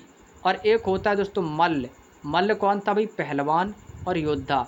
भाई आप लोगों ने देखा होगा, जब आपने देखा होगा कि जब भगवान श्री कृष्ण मथुरा गए थे कंस का वध करने के लिए, तो उनका मल्ल युद्ध हुआ था। तो यानी कि मल्ल युद्ध किससे हुआ था भाई भगवान श्री कृष्ण का, तो आप कहोगे सर पहलवानों से हुआ था, तो पहलवान योद्धा हो जाएगा। ठीक है, आगे चलें, आगे देखो दिया गया है, आगे दिया है मद। मद का मतलब होता है अहंकार, और एक होता है मद्य जिसको कहते हैं शराब या मदिरा, मैंने अभी आपको बताया भी था। एक होता है मत, आपका क्या मत है, आप इस बारे में क्या मत देना चाहते हैं, मत का मतलब आपकी राय। और एक होता है मति, भाई कहते हैं तुम्हारी मति मारी गई है क्या, तुम्हारी बुद्धि, यानी कि बुद्धि अर्थ हो जाएगा। रंग एक होता है वर्ण, और ये रंग को होता है यानी कि गरीब, निर्धन, जिसके पास कोई धन ना हो। एक होता है रन, रन का अर्थ होता है झील या ताल, और एक होता है रण यानी कि युद्ध। एक होता है रति, श्रृंगार रस का स्थायी भाव रति यानी कि प्रेम, और एक होता है रत जिसका मतलब होता है किसी काम में रत होना, किसी काम में लीन हो जाना। भाई जल्दी जल्दी पढ़ाते हैं क्योंकि क्लास ज़्यादा लंबी ना हो, थोड़े से पॉइंट और बच्चे, इसके बाद ऑब्जेक्टिव क्वेश्चनों पर डिस्कस करेंगे। एक होता है दोस्तों रक्त, रक्त का अर्थ क्या होता है मेरे शेर, आप कहोगे सर खून होता है, रुधिर है। और एक होता है रिक्त यानी कि कोई खाली पद, कोई शून्य जगह। क्लियर, आगे देखो दिया कि लक्ष्य, बिल्कुल आसान आसान से आ रहे हैं, चीज़ें आपको सारी याद होती चली जा रही होंगी। लक्ष्य का अर्थ होता है लाख, और एक होता है लक्ष्य जिसको कहते हैं उद्देश्य, आपका टारगेट, आपका निशाना। एक होता है लोटा, लोटा यानी कि जिसमें जल का पात्र, जिसमें जल रखा जाए। एक होता है लौटा, लौटा का मतलब होता है वो वापस लौटा, यानी कि वापस लौटना। एक होता है व्रण, व्रण का मतलब होता है घाव, और एक होता है वर्ण जिसका मतलब होता है रंग कहते हो, अक्षर कहते हो। विष, विष का मतलब क्या होता है जहर, और ये जो सा सपेरा वाला होता है विष का अर्थ होता है कमल या नाल। एक होता है शर, जो सीटी वाला सर होता है ये कहते हैं बाण को, और जो सर होता है ये कहते हैं तालाब को। आगे चलते हैं, आगे दिया दोस्तों शूर, शूर कैसे होते थे भाई, शूरवीर, शूरवीर शब्द बोला जाता है ना कि शूरवीर, तो इसका और हो गया वीर। और ये जो सूर है यह भाई सूर से सूर हो जाएगा अंधा। सूरदास, सूर से बना लो भाई सूरदास, सूरदास कैसे थे भाई अंधे थे, तो इसका अर्थ हो गया अंधा, और सूर भी हो जाएगा।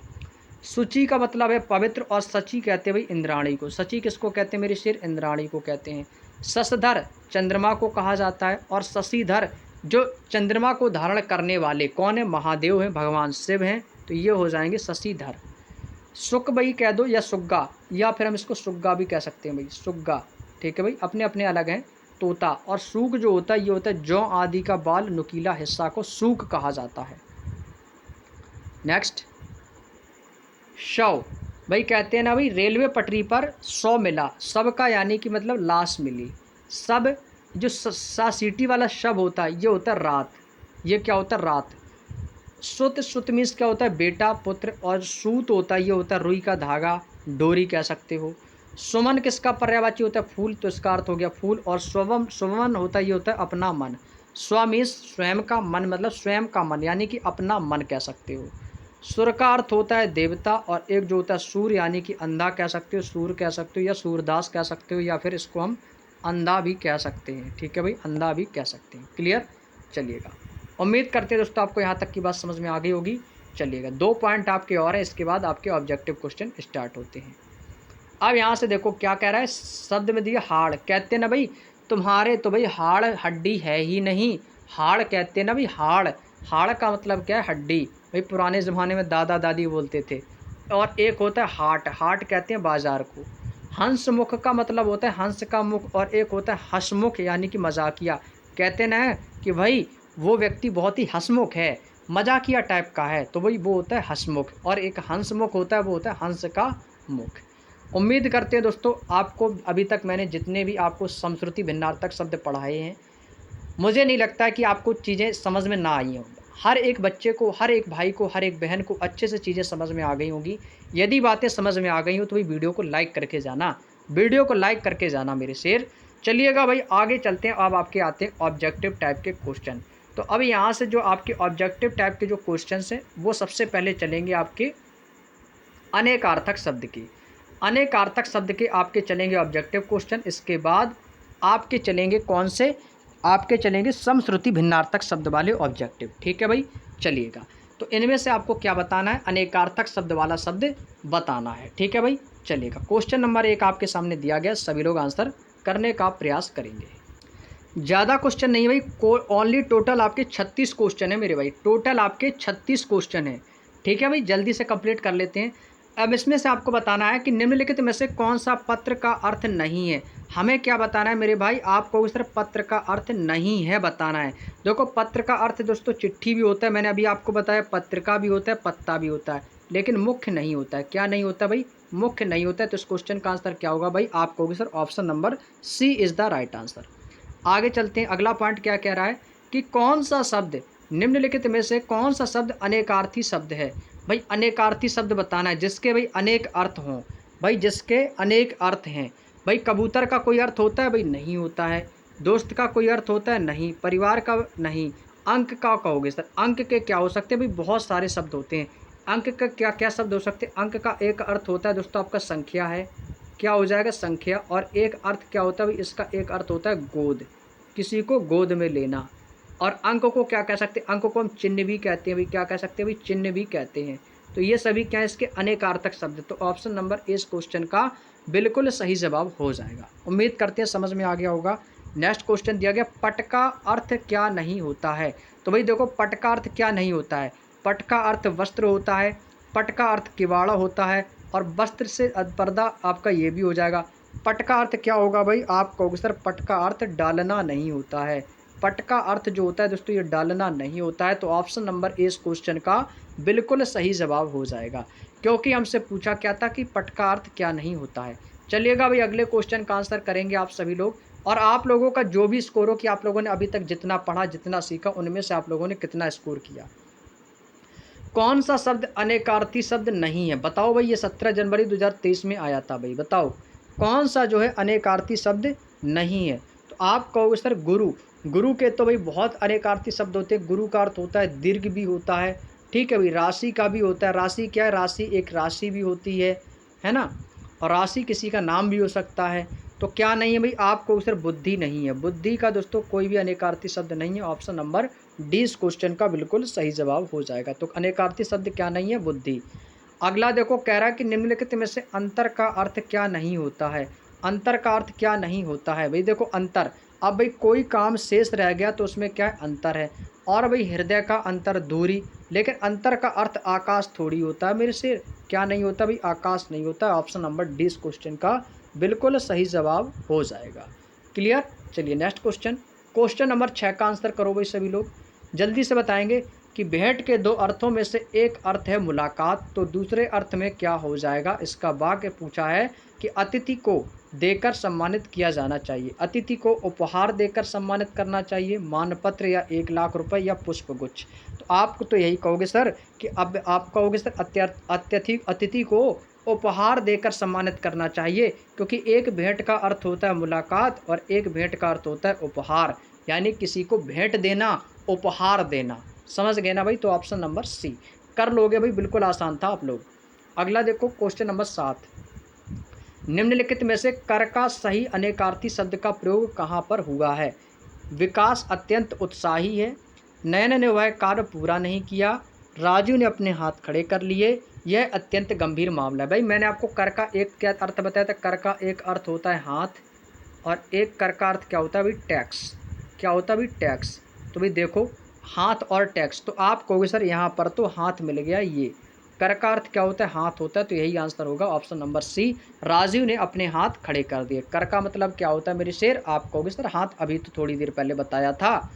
चलिएगा भाई अगला क्वेश्चन, क्वेश्चन नंबर 8, निम्नलिखित में से क्या पानी का अर्थ नहीं है?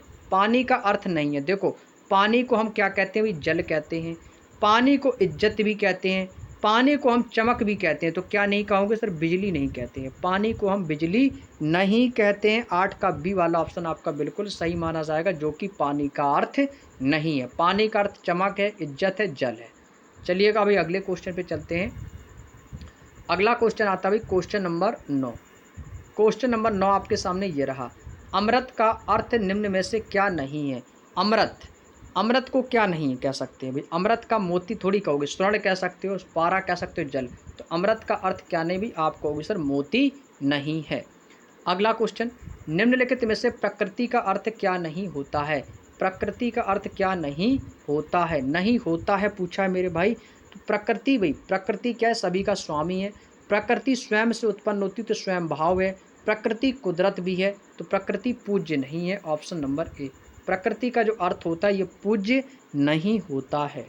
नेक्स्ट, क्वेश्चन नंबर 11, निम्नलिखित में से क्या इंगित का अर्थ नहीं होता? इंगित का अर्थ मतलब जानते हो, किसी की ओर इंगित करना, किसी को संकेत देना, किसी को इशारा करना, और क्या हो जाएगा भाई, किसी का अभिप्राय, यानी कि इंगित। लेकिन आप अवस्था नहीं होता। अवस्था जानते हो क्या, ये आपका उम्र दराज में आ जाता है, तो अवस्था जो होता है ये इंगित का अर्थ नहीं होता है।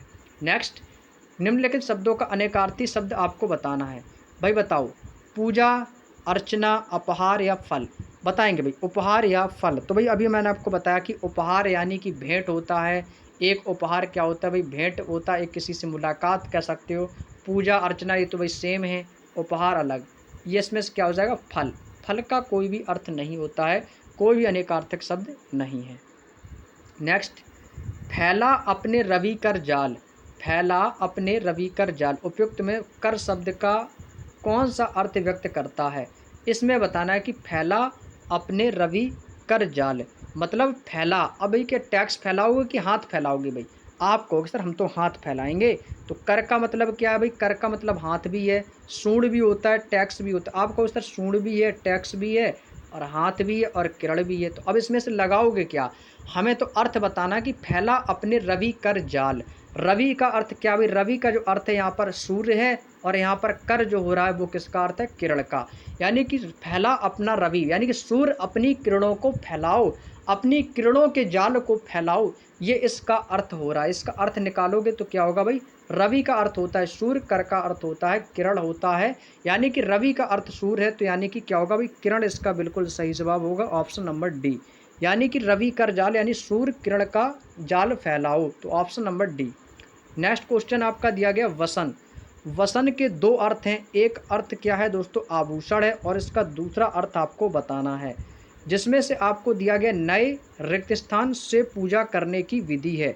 तो भाई नए रिक्त स्थान से पूजा करने की विधि का आपको क्या हो जाएगा भाई, घंटी है, ज्योति है, सिंदूर है, या फिर वस्त्र हो जाएगा। तो आप कहोगे सर नए वस्त्र से पूजा करने की विधि। तो भाई एक तो वसन हो गया आपका आभूषण, और दूसरा अर्थ हो जाएगा इसका वस्त्र हो जाएगा। ऑप्शन नंबर डी इसका क्वेश्चन का बिल्कुल सही जवाब है, 14 का option number D. Next question है क्वेश्चन नंबर 15। ये क्वेश्चन आपके एसएससी जीडी 30 जनवरी 2023 को एग्जाम का आया हुआ क्वेश्चन है। इसमें क्या बोला गया है, कह रहा है कि अपेक्षा का अर्थ क्या नहीं होता है? अपेक्षा का अर्थ क्या नहीं होता है?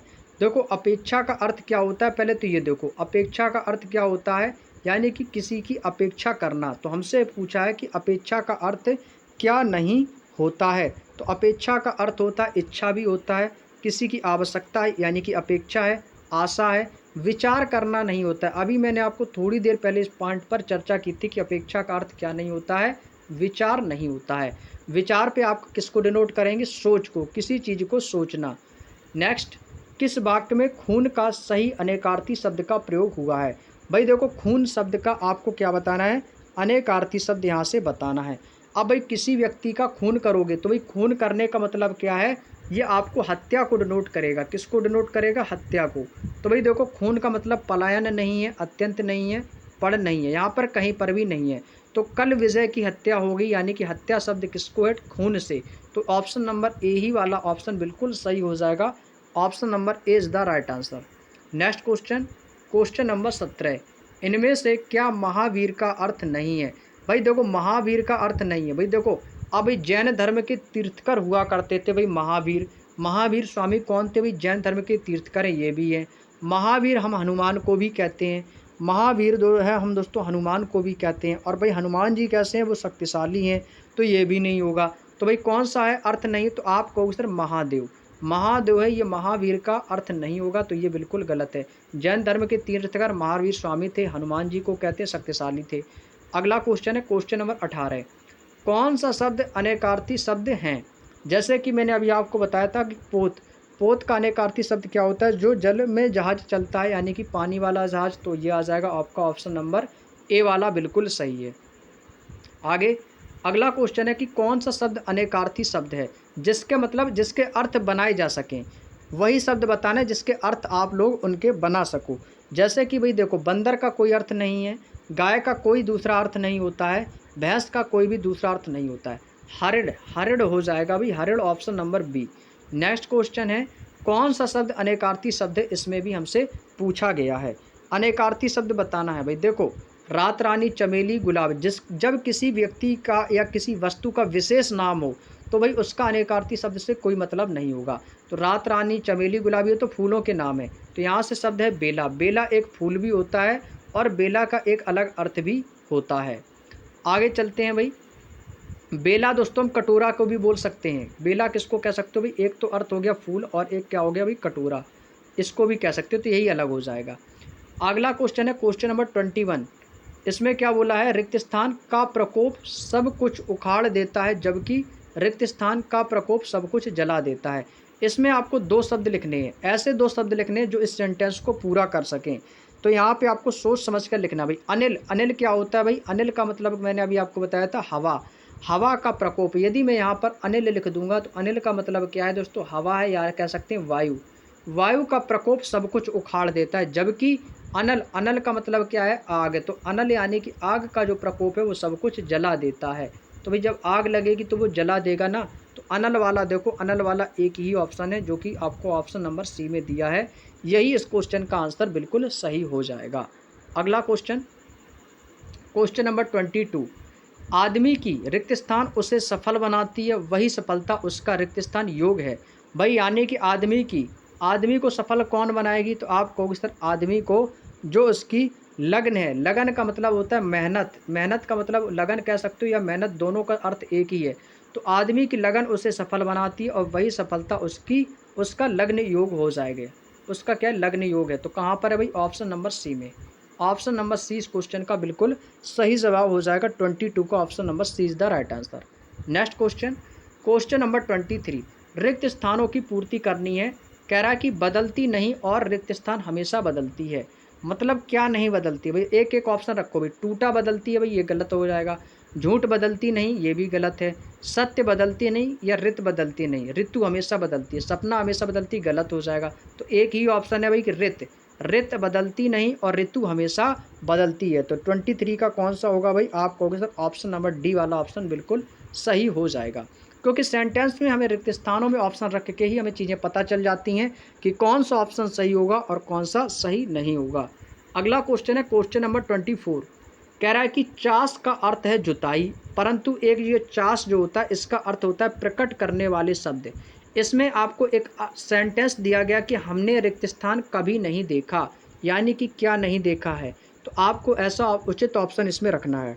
तो ये हमने नीलकंठ पक्षी नहीं देखा है, पंडुक पक्षी, काकतुआ या शुतुरमुर्ग। तो भाई इसमें से देखो नीलकंठ पक्षी, नीलकंठ का मतलब है नीले कंठ वाले पक्षी को हमने कभी नहीं देखा है। तो ऑप्शन नंबर 20 क्वेश्चन का बिल्कुल सही हो जाएगा। चास का अर्थ होता है जुताई और इस चास का अर्थ होता है नीलकंठ पक्षी। नेक्स्ट क्वेश्चन पे चलते हैं भाई। क्वेश्चन नंबर 25 आपके सामने ये रहा। दिया गया है द्यूत प्रथा का दुष्परिणाम पांडवों के साथ उनकी माता प्रथा को भी भुगतना पड़ा था। तो भाई प्रथा शब्द के लिए आपको बताना, एक होता है प्रथा। प्रथा मतलब जानते हो जो प्रथा हमारे बुजुर्गों के यहाँ से चली आ रही है। प्रथा यानी कि हमारी परंपरा। तो भाई परंपरा देखो, परंपरा यहाँ पे नहीं तो ये भी गलत, ये भी गलत। परंपरा यहाँ पर भी है, परंपरा यहाँ पर भी है। और भाई पांडवों की माता कौन थी बताओ? आप लोगों को भी पता होगा कि पांडवों की माता कौन थी। तो आपको सर पांडवों की जो माता थी वो कौन थी? कुंती थी। तो ये भी नहीं होगा। तो कौन सा ऑप्शन है? एक ही है कि पांडवों की माता कौन थी भाई? कुंती थी। तो option number A is the right answer 25 का। नेक्स्ट क्वेश्चन है 26। बहुत से लोगों का सकल जीवन परमार्थ को समर्पित होता है, जिससे समाज सकल नहीं हो पाता है। भाई सकल और सकल दोनों का क्या बताना है? अर्थ बताना है। ये आज से आपको बताना है, सकल और सकल का अर्थ बताना है। जो सा सपेरा वाला शकल है और सा सीटी वाला शकल है। शकल का अर्थ और सकल का अर्थ, भाई इसका अर्थ क्या होगा? सकल का मतलब होता है संपूर्ण और शकल का अर्थ क्या होता है भाई? क्या होता है? आपको टुकड़ा हो जाएगा। Option number D is the right answer. Next question, question number 27। Question number 27 में क्या कहा गया है कि शमशेर बहुत ही विदुर व्यक्ति हैं, अफसोस है कि वे विदुर हैं। अब ये विदुर कौन होता है? जिसकी पत्नी मर गई हो। जिसकी पत्नी मर जाती है उसको क्या कहते हैं? विदुर। तो भाई विदुर का आप लोगों ने पढ़ा ही होगा मुहावरे वगैरह में, लोकोक्तियों में, अनेक शब्द के लिए एक शब्द में। तो भाई एक ही ऑप्शन है, ऑप्शन नंबर सी। और विदुर क्या होता है? विदुर का मतलब होता है जो ज्ञानी। और जो विदुर होता है, जो ध धनुष वाला धा होता है, ये विदुर से आपका क्या होता है? जिसकी पत्नी मर गई हो। 27 का सी वाला ऑप्शन बिल्कुल सही हो जाएगा। आगे चलते हैं अगला क्वेश्चन, क्वेश्चन नंबर 28। व्यक्ति के जीवन में सम होनी चाहिए और उसके व्यवहार में सम होना अति आवश्यक है। तो भाई इस सम का मतलब जानते हो क्या? जो सासिटी वाला सम का अर्थ होता है शांति और सम का मतलब होता है समान। तो सम से बनेगा शांति और सम से क्या होगा? समान। Option number C is the right answer. Option number C वाला ऑप्शन बिल्कुल सही होगा भाई। सम का अर्थ होता है समान, शांति, और सा सपेरा वाला जो सम है इसका मतलब हो जाएगा समान यानी कि बराबर। ये तो हो गए आपके दोस्तों अनेकार्थक शब्द कंप्लीट यहाँ से। अब यहाँ से आपके आते हैं भाई समश्रुति भंडार्थक वाले शब्द। ठीक है भाई, अब इनके भी आपको अर्थ बताने हैं भाई। आदेश और आदेश, भाई यहाँ से देखो भाई, ऑफिसर ने कर्मचारी को फाइल लाने का आदेश दिया। इस वाक्य में आदेश शब्द का अर्थ बताना है। छोटे को बहकाना, अपने कर्मचारियों की अवज्ञा करना, आज्ञा पालन के लिए कहना या अपने से छोटों को डांटना। भाई आप किसी को आदेश दोगे तो भाई वो क्या करेगा? तो आप कहोगे सर वो आज्ञा का पालन के लिए कहने के लिए बोल रहा है। तो आप कहोगे सर ऑप्शन नंबर सी इस क्वेश्चन का बिल्कुल राइट आंसर होगा। C is the right answer. Next question है भाई क्वेश्चन नंबर 30। रमेश को जब उत्तर नहीं मिला तो वह दूसरी तरफ चला गया। तो वाक्य में जो उत्तर शब्द है इसका आपको अर्थ बताना है। उत्तर का मतलब जानते हो क्या? अब हमें देखो, उत्तर तो एक दिशा भी होती है, उत्तर एक दिशा भी होती है और उत्तर एक जवाब भी होता है। तो हमें सेंटेंस के तौर पर इस क्वेश्चन का आंसर करना है कि रमेश को जब उत्तर नहीं मिला यानी कि जवाब नहीं मिला, तो इसका आंसर क्या दोगे भाई? जवाब वाला दगाओगे, ऑप्शन नंबर डी। हमें सेंटेंस के अकॉर्डिंग ही आंसर को चुनना है, ये भी गलती मत करना एग्जाम में। नेक्स्ट कह रहा है कि राधा गौर वर्ण की सुंदर महिला थी, और वाक्य में प्रयुक्त शब्द जो वर्ण है इसका मतलब क्या है? वर्ण का मतलब जाति भी होता है, वर्ण का मतलब रूप भी होता है, वर्ण का मतलब रंग भी होता है। हमें तो सेंटेंस के अनुसार बताना है कि वर्ण की सुंदर महिला थी, गौर वर्ण की, यानी कि वर्ण का मतलब है यानी कि सुंदर रंगों वाली महिला थी, सुंदर रंग की थी। गौर यानी कि गोरे रंग की महिला, सुंदर महिला थी, तो रंग आएगा ऑप्शन नंबर सी।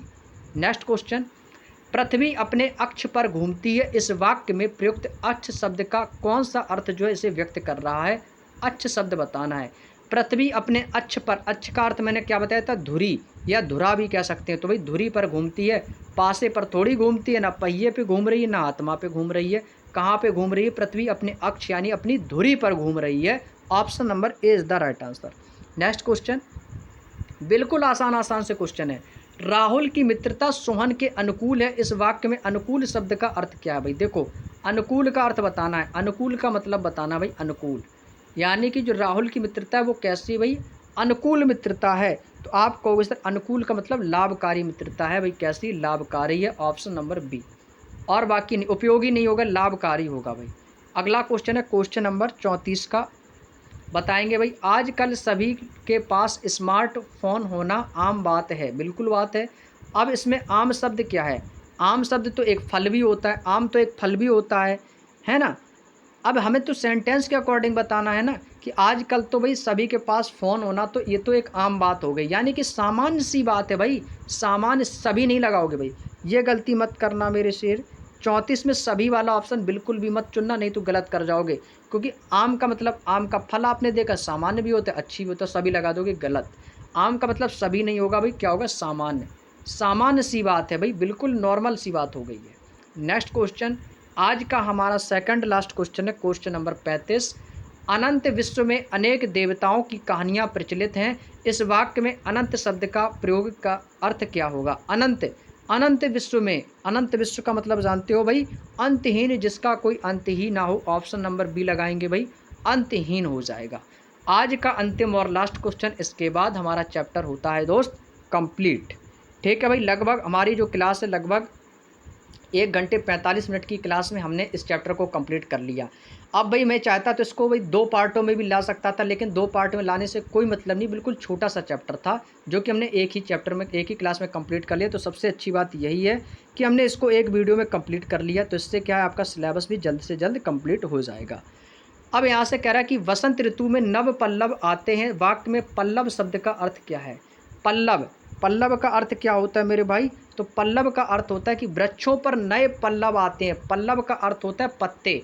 जब बसंत ऋतु होती है तो वृक्षों पर क्या होते हैं? पत्ते झड़ जाते हैं, उन पर नए पत्ते आते हैं। तो पल्लव का अर्थ क्या होगा मेरे भाई? तो आपको सर पल्लव का अर्थ होगा पत्ता। Option number C is the right answer. शाखा नहीं होगा भाई, फूल नहीं होगा, क्या होगा भाई? नए पल्लव आते हैं, यानी कि नए पत्ते आते हैं। Option number C is the right answer. पल्लव का अर्थ क्या होता है भाई? पत्ता भी होता है। तो 36 का सी इज़ द राइट आंसर।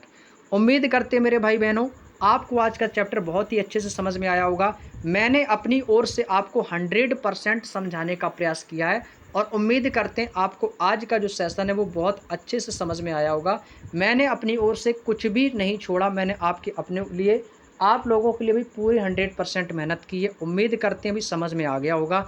अब भाई इससे आसान तरीका कुछ भी नहीं है समझाने का। अब भाई उम्मीद कर सकते हैं कि हाँ आपको समझ में आ गया होगा। यदि आपको लगा हो कि हाँ आज का चैप्टर बहुत ही शानदार रहा, सारी चीज़ें हमें याद हो गई हैं, तो भाई आपको मैं बता दूं, मैंने आपसे बोला था कि शुरू से लेकर एंड तक जुड़े रहिएगा। आप यदि एंड तक जुड़े होगे तो आपको खुद अंदर से एक चीज़ की फीलिंग आएगी कि हाँ वाकई हमें कुछ ना कुछ तो याद हुआ है। आज मैंने कुछ ना कुछ तो चीज़ों को पढ़ा है और जब ये चीज़ें एग्जाम में सामने आएंगी तो आप इन्हें बड़े ही भली भांति बड़े ही आसानी से इस क्वेश्चनों को कर पाओगे। तो चलिएगा भाई आज का ये चैप्टर था, एक ही वीडियो में मैंने इसको कर लिया है कंप्लीट। और कल से एक नया चैप्टर आएगा दोस्तों जिसका नाम है हमारा तत्सम तद्भव यानी कि शब्द विचार। ठीक है मेरे भाई, ये जो चैप्टर है ये हमारा जो चैप्टर दोस्तों कल से स्टार्ट होगा भाई, शब्द विचार यानी कि तद्भव और तत्सम। ये जो चैप्टर होगा दोस्तों हमारा 6वां चैप्टर है, ये हमारा कल से स्टार्ट होगा तत्सम और तद्भव वाला। ठीक है भाई, तो समश्रुति भिन्नार्थक शब्द अनेकार्थी शब्द हमारा वाला चैप्टर ये सभी का कंप्लीट हो गया। तो चलिएगा भाई आज का सेशन आप लोगों को कैसा लगा, क्लास आप लोगों को कैसी लगी भाई, तो सभी लोग कमेंट करके ज़रूर बताइएगा। वीडियो अच्छा लगा हो तो भाई लाइक कर देना। तो मिलते हैं आप लोगों से नेक्स्ट क्लास में, तब तक के लिए आप सभी को जय हिंद, जय भारत, वंदे मातरम।